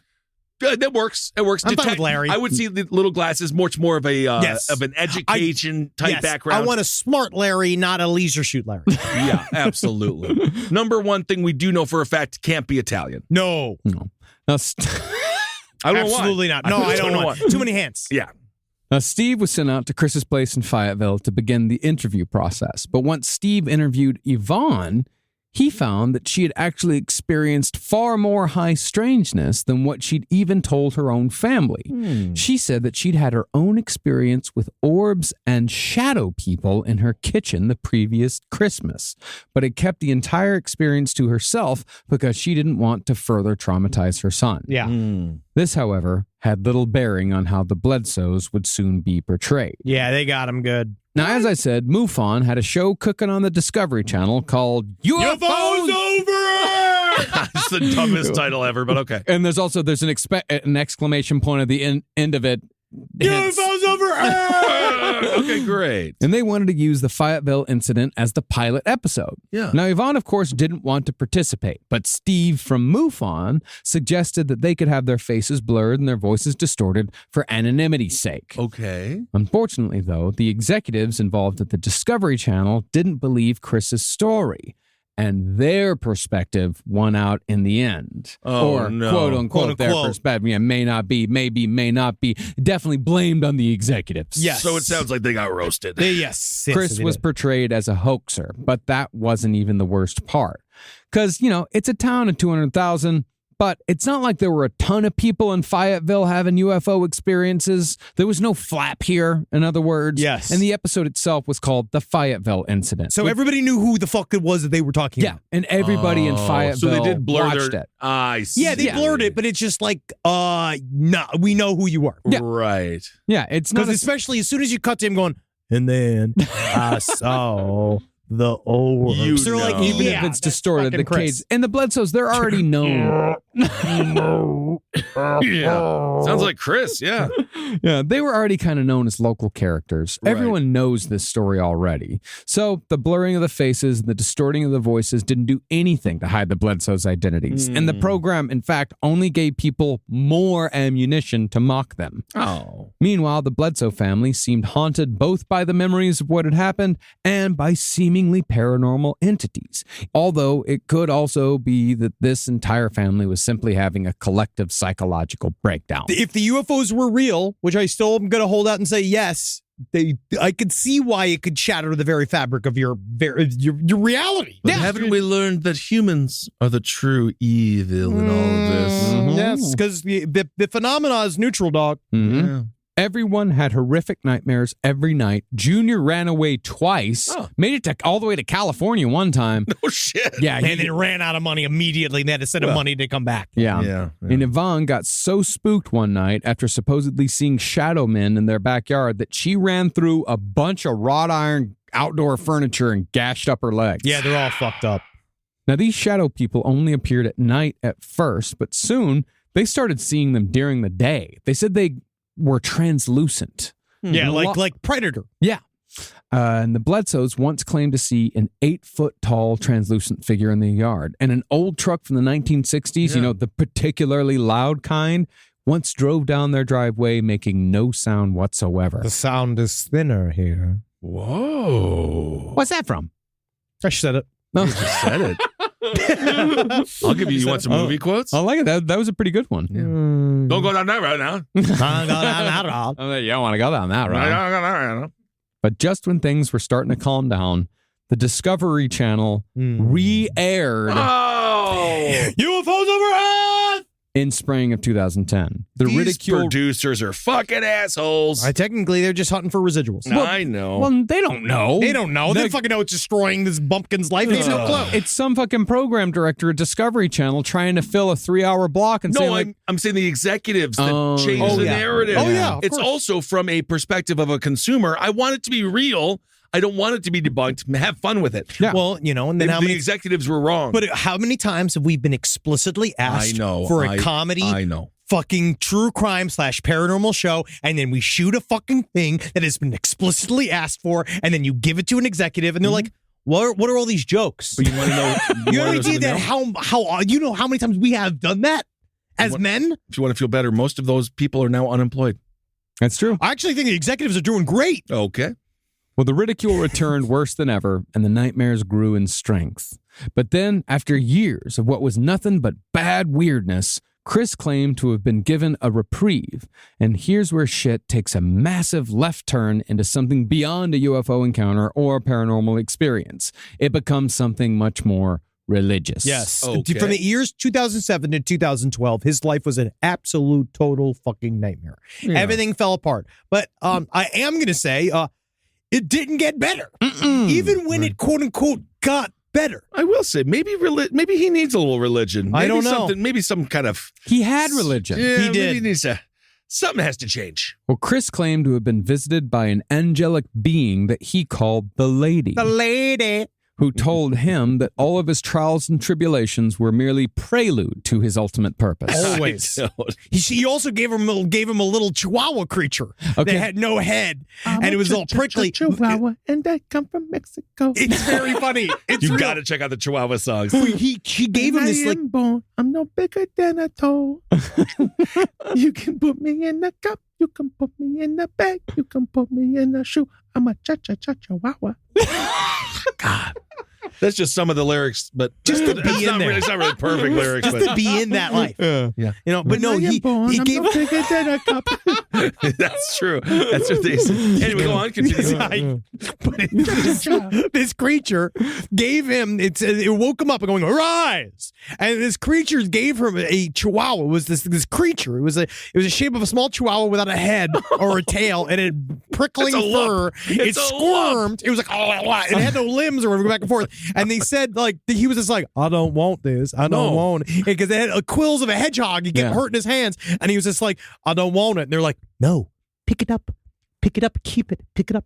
And then he picked it up and they were like, "What the fuck is this?" He's like, "What is it?" And they're like, "That's a symbol of humankind. Mhm. The directionless creature that is humankind." He ain't wrong. That must be taken care of. Yeah. And then he brought up that little monster chihuahua alien thing, and it never comes up again. Never comes up again. Well, Interesting. they gave it to him and he put it in his dog kennel. And I don't know, maybe dog one of ate the it. dogs Maybe ate dog it. fucking ate it. Wow, the dog ate it. Diamond, did you eat my alien? Oh my God, Rover, come on. Rise from your grave. Well, from what the lady told him, Chris had made an agreement. Can you also, properly? The lady. All right. Okay, I'm not going to do that. All right, that's fine. No, it's kind of triggering. I feel like I'm supposed to give money to a telethon or something.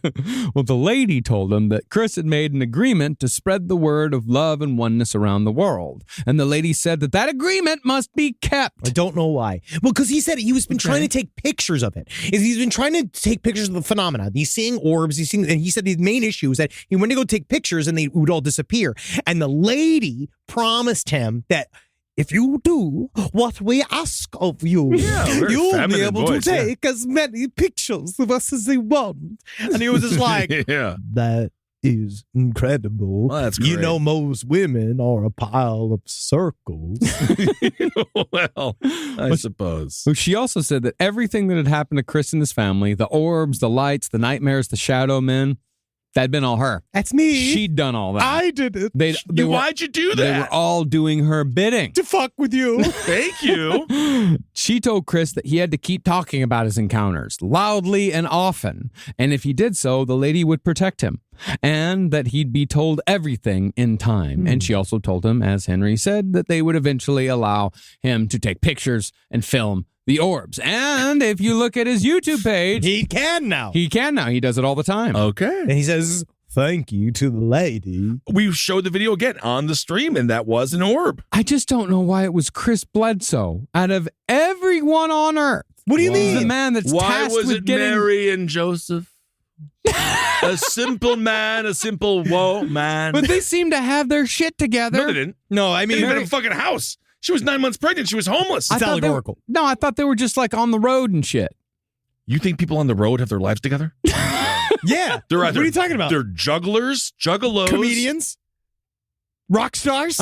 lives together. yeah, salesmen? When you think of saleswomen? when I think of a comedian, I think of, oh, that guy has his life together. Oh, yeah. I mean, look at me. Truckers, what about your dad? Ye points are being proven, and I'm going to claim victory. I'm just going to claim victory. Now, a few days after Chris's first experience with the lady, he got a call from MUFON, North Carolina. They'd invited him to speak at a conference in Asheville, and despite his checkered past with MUFON, Yeah. Chris agreed to attend. At least somebody wants me somewhere. Yeah, that is nice. But as he told his story about the orbs, the audience began mumbling and whispering. Orbs are stupid. What the fuck, man? Fucking piece of shit. It's supposed to be a safe space. Yeah, and Orbs, more like borbs.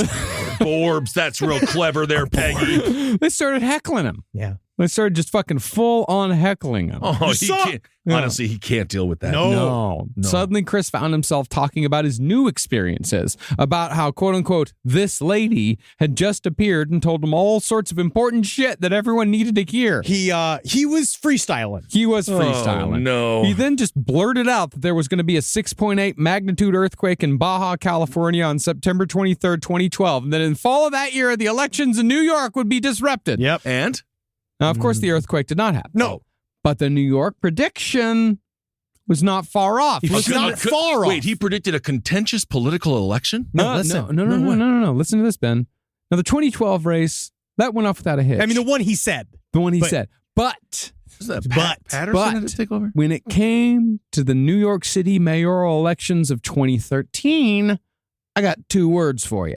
Sidney Leathers. He knew somewhere those orbs told him Elliot Spitzer was going to be No, Anthony super Weiner. horny. Nope, not Elliot Spitzer, Anthony my Weiner. friend. This is Anthony 2013. This was the election in which Representative Anthony Weiner. yeah, This is the Wiener. Great documentary. It's literally called Wiener. Yeah. It's a one- must watch. I remember that one. One of the best political documentaries ever made. Oh, So yeah. he's claiming that he created that scenario, He so did- then he we got the called worst it. mayor in New York City No, history. no, he didn't- Followed by the second worst. No, he didn't know it. I would argue the second worst followed by the worst, but Okay, sure, yeah. yeah.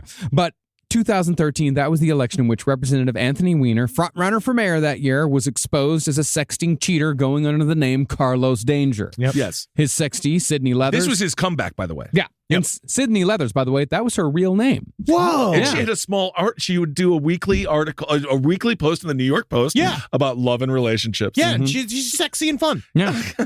Now, that, of course, destroyed his campaign and handed the election to Bill de Blasio, or as Ben likes to call him, Bill de Blobio. There you go. I got him good. You want some French fries? Have you seen the French fries video? It was also him taking a picture when he was rock hard with his infant baby. Yeah, the baby in the car. That was the main He's a one. registered sex offender now. I knew he was gonna take what I call a pokey baby picture. But more Oh. importantly, Weiner's sexting addiction continued and led to the confiscation of his wife's laptop after it was found that Weiner was sexting minors. Weiner's wife, of course, was Huma Abedin, Yes. top advisor to Hillary Clinton. It was during the investigation into Weiner's malfeasance that the infamous Clinton emails were discovered, and those emails, as we all remember, derailed Hillary's campaign in the last days of the 2016 election. So, while the 2012 New York City elections were not disrupted, the 2013 mayoral elections were quite disruptive indeed. And now And- maybe you can believe the story about how circles are important. And to that point, James Comey, Bill de Blasio, both 6'7", tall grays, perhaps. Fascinating. Fascinating indeed. Are you saying that because they have gray hair? No, perhaps they are indeed alien entities They're that came to destabilize the entire nation. Yes. I'm just saying their pubic hair is gray as a fox.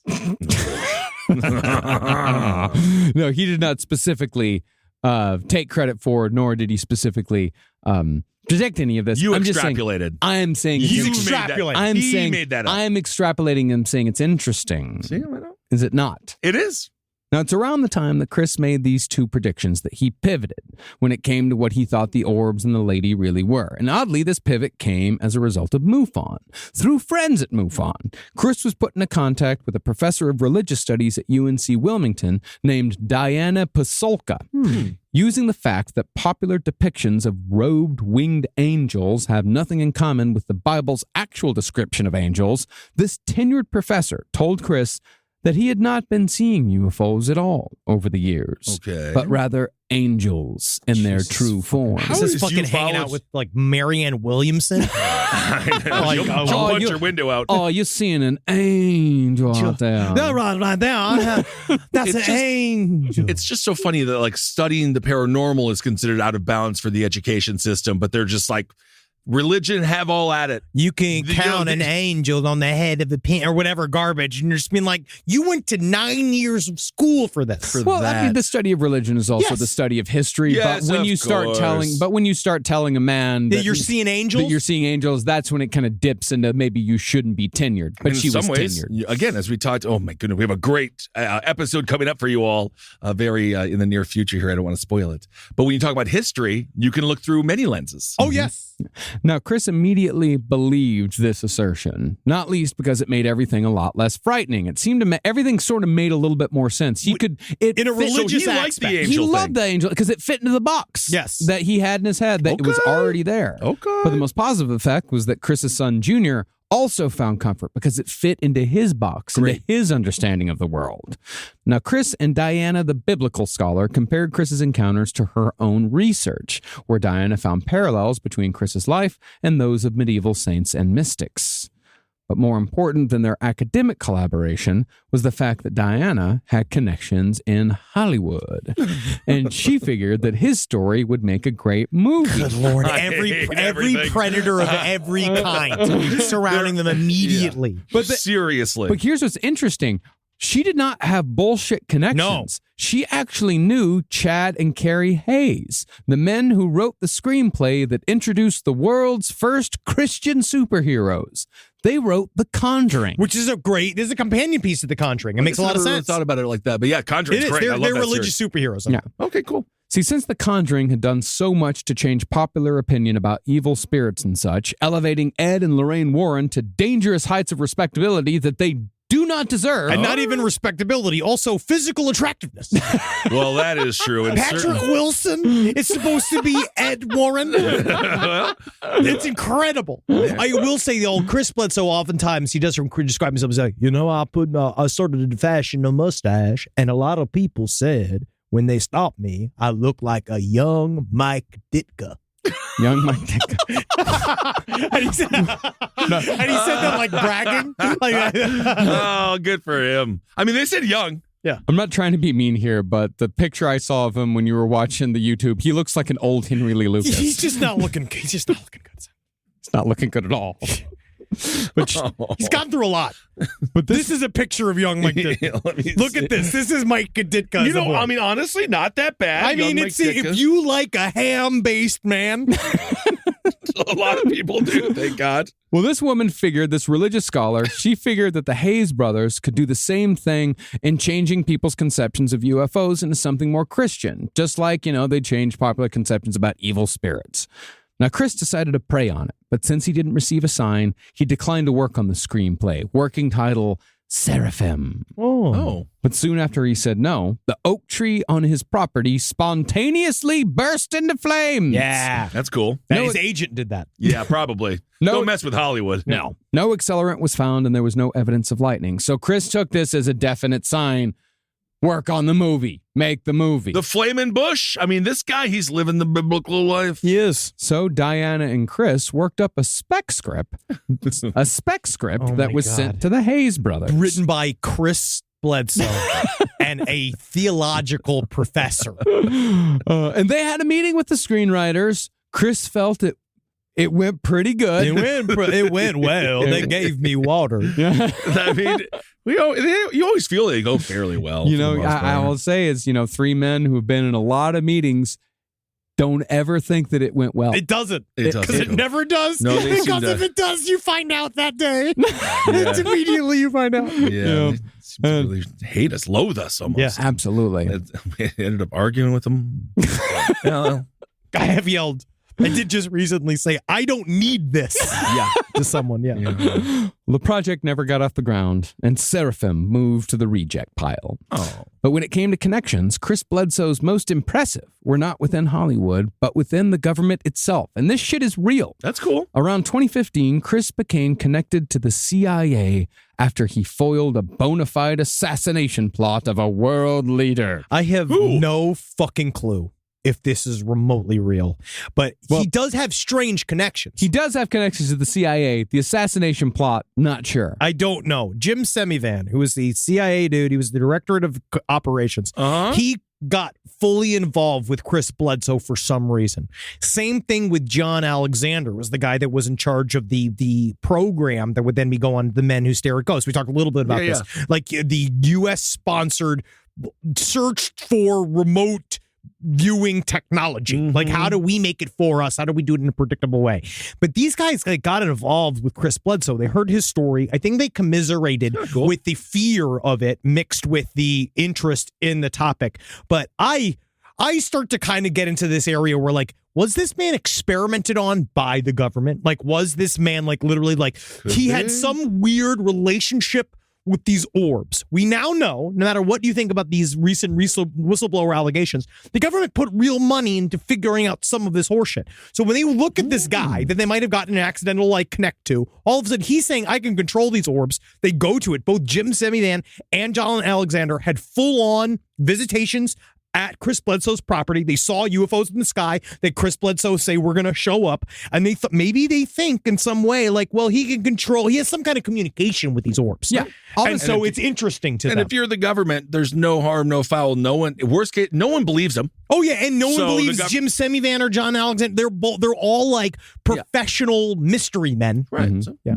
all right. Now, Chris said that in 2015, and this is concerning the assassination plot. Just 8 years after he got the internet.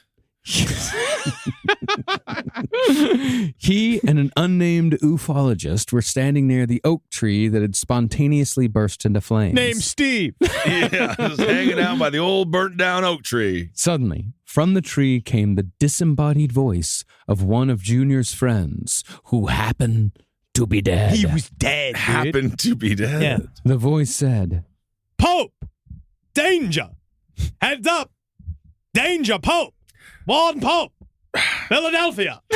So you don't get any. It wasn't a dead 1920s newsman. Pope, danger, Warden Pope. Pope, Pope, danger, heads up, danger, Pope, warn the Pope. That's a little closer to North Carolina. Philadelphia. So Philadelphia, the Pope is going to be shot in the head. No, we don't know what And he's. we don't know yet. Now, this caught Chris's attention because Pope Francis was indeed due to visit Philadelphia soon. My God, let me go to the Pope's calendar. He's going to be in Philadelphia this afternoon. So, Chris called up his friend Larry Frascella and held the phone to the tree. This is real. Yeah, he said, this is what he He says. just called his only Catholic friend. Yes. Suddenly, Larry heard the tree say, Congress, hit. and so Larry told Chris to come to Philadelphia immediately. So they could work together to prevent the assassination of Pope Francis. I don't know if This this is why is real. you never know what people are talking about at the booth next to you at a Denny's. No, yeah, dude. You ever just been never into know. In the Delta Lounge where they have the call boxes, I could definitely see Larry Frascella. And they're being like, we got to get to Philadelphia right now to save the Pope. It sounds fun. I mean, at this point, is it fair to say Chris is a little happier, though? Because he's on a path. He's got something to do. I don't know how to much put it. happier. He's activated. Yeah. Yeah. But just to drive the point home, right before Chris left, the tree said, Help, help, help, Chris. The Pope. We need him. We need him. Yeah. Well, Why don't we just muffle up the tree a little bit? Put some sand here on the tree. Yeah. There's a squirrel in my balls. Yeah, you're a tree. Yep. Yeah, you're a tree. So yeah, that explains it. I like balls. Well, Chris and Yvonne took the next flight to Philadelphia, rushing because Chris and Larry had only 3 days to solve the assassination plot and save the Pope's life. This is the movie. This is the movie. Actually, you this is the story that Chris opens the book with. Yes. Yeah. They stayed at Larry's house, where, much to their surprise, they also found Robert Bigelow. Didn't think I'd be here, huh? Get the fuck out of here. Yeah, Robert Bigelow just hanging out at Larry's place. Well, Larry was connected to the CIA. Yeah, he was. That's what they said. Oh, yeah.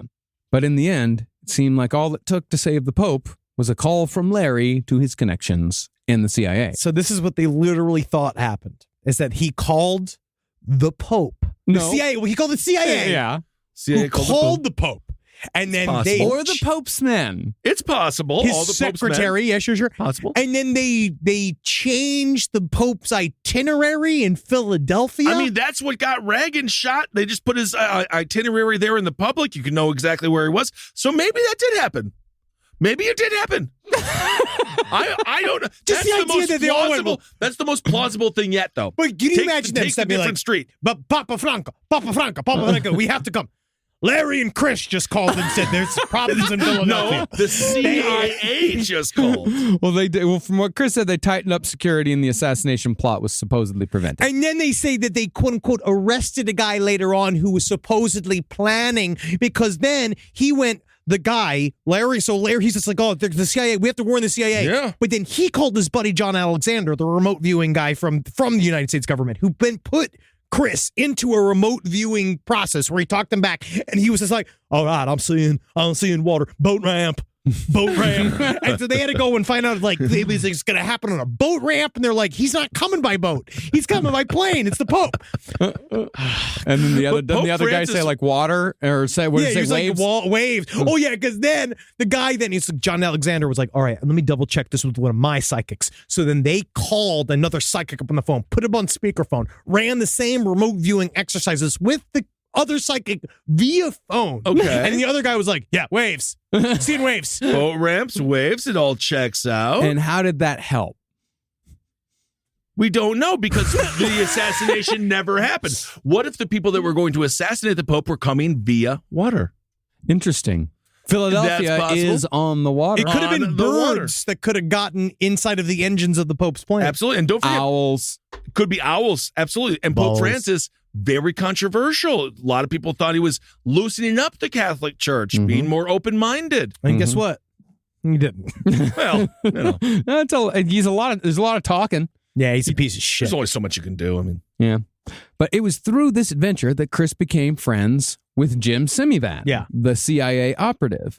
You may also know Jim Semivan as the co-founder of the always awkwardly named To the Stars Academy. That's why we in the biz called the TTSA. the TTSA. it literally sounds like a child sex trafficking. It's to the stars. We ship children directly. To the stars. And the public face of the two. That's, God damn it! It's so hard to fucking It's refer not to it. good. You I can't. know. It's Yeah. horrible. TTSA. TTSA. The TTSA. The public face of the TTSA is none other, of course, than Tom DeLonge. So he got to hang out with Tom of DeLonge. Blink Tom 182. DeShlong, baby. And supposedly Chris and Tom DeLonge had a meeting. Oh, yeah. And Chris claimed that he'd collected some drippings that had oozed off the orbs, which is something that he had not mentioned once during the entirety of his book. There was Well, information this he is had- why I've been saving all my liquid shits from the Flamin' Hot to read Keep the from the drippings. Flamin' because I'm going to send it to him. But it's because there's certain things he was not allowed to reveal because of his military friends. But he revealed it in the book. He revealed it to Tom DeLonge. He not only revealed it to Tom DeLonge, he revealed it in the book. This is top secret, unless, of course, the man's in Blink 182. Blink 181? Blink 182? That Oh, my has goodness. happened like 5 times now. Yes. Mm-hmm. But from what Chris said, Tom DeLonge took the goo to run tests, but the goo... Oh, I'm going to run tests on this right now. Hey, Mark, come over here. Yes, I'm Mark Hoppus. I'm JFK. Oh, I'm Mark Hoppus. I'm JFK. I like it. I like it. Hey, Mark, take a look at this. You're just jealous that a rock star also got into ufology and went back to being a rock star. Because he could. Yeah, that is because is that your Blink 182? I know that there's something in these drippings. It's not wrong. It sounds like an orphan, like a British Orphan Boys version of Blink-182. That's kinda- Mister, will you please give me some porridge? That song about the boy's suicide is sad. Adam's song. Yes. Mm-hmm.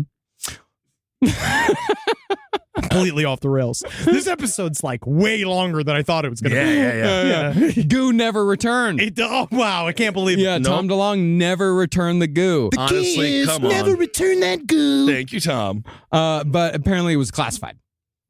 That's what he was goo told. was- The goo got classified. The goo Goo's got classified. Goo's classified. Okay. And that's pretty much where Chris Bledsoe stands today. Yeah. Oh, no.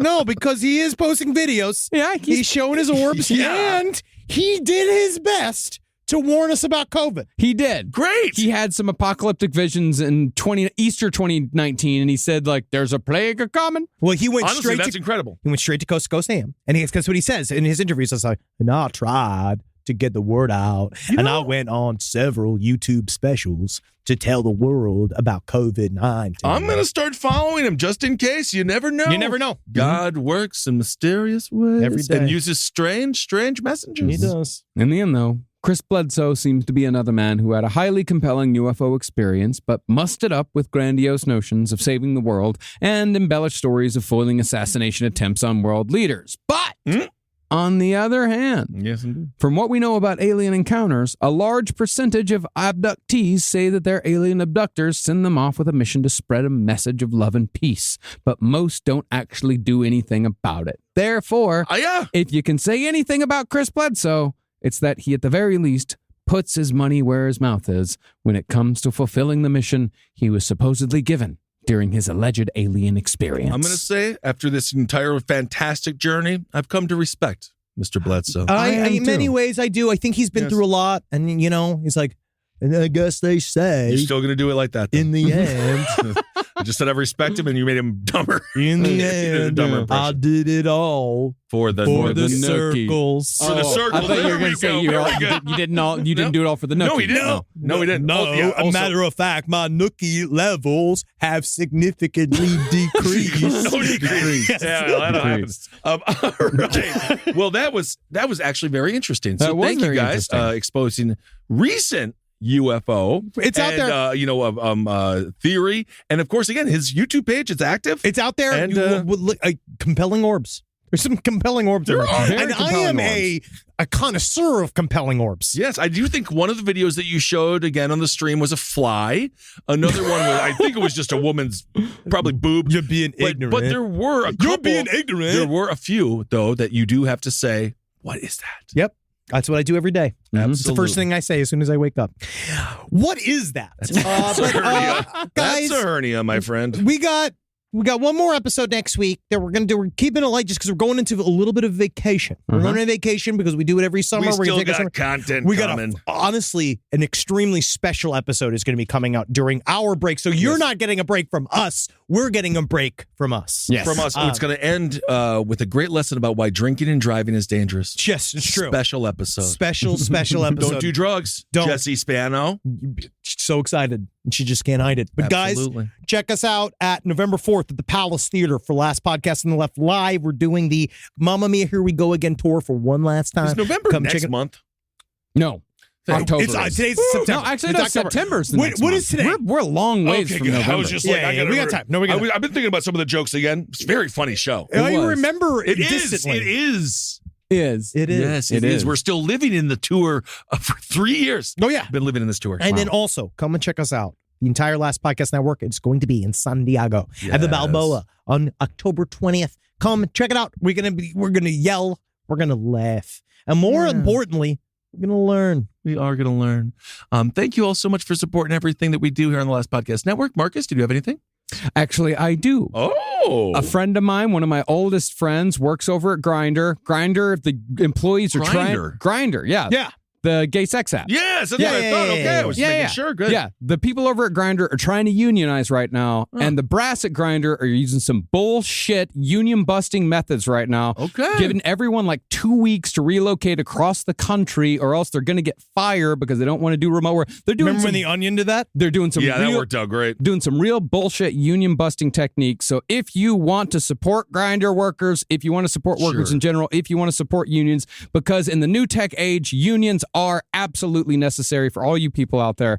You can go to grindrunited.org/join.html and sign the petition. Sign for the petition and stay for the sex. Have a great time with it. Enjoy your life. And for those of you that are Patreon listeners, what I would like for you to do is that for our break, we've been asked a couple times to do this again. We did it a couple years ago now. I think it was when were we last? It was like 2019 that we did this. So we're doing another Q&A episode for Last Podcast on the Left. So if you're a Patreon user or you just email Side Stories, lpotl@gmail.com, we're going to choose good questions from there, but we're looking to Patreon.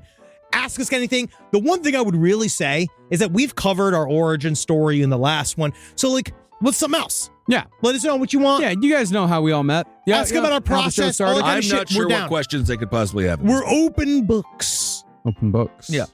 All right, everyone. Well, thank you all so much for listening. Thanks for supporting the Last Podcast Network, our serious shows, and all the shows here. Hail yourselves. Hail Satan. Hail gang. I know that if you could possibly give anyone a hail, it'd be nice if you could hail me. Hail me. Hail Chris Bledsoe. Hail Why Chris Bledsoe, not? seriously. Give it to him. And Yeah. just the concept of circles. Yeah. Because Chris is just, God, he's just doing the best he can. And He isn't really the is. circle never ending? No, you're right. What if you told him time was a flat circle? You think he'd be into it? I think he would fucking love it. You'd be like, no way. Oh, guess that's what a watch is. It is indeed a flat circle. Wow. This show is made possible by listeners like you. Thanks to our ad sponsors, you can support our shows by supporting them. For more shows like the one you just listened to, go to lastpodcastnetwork.com.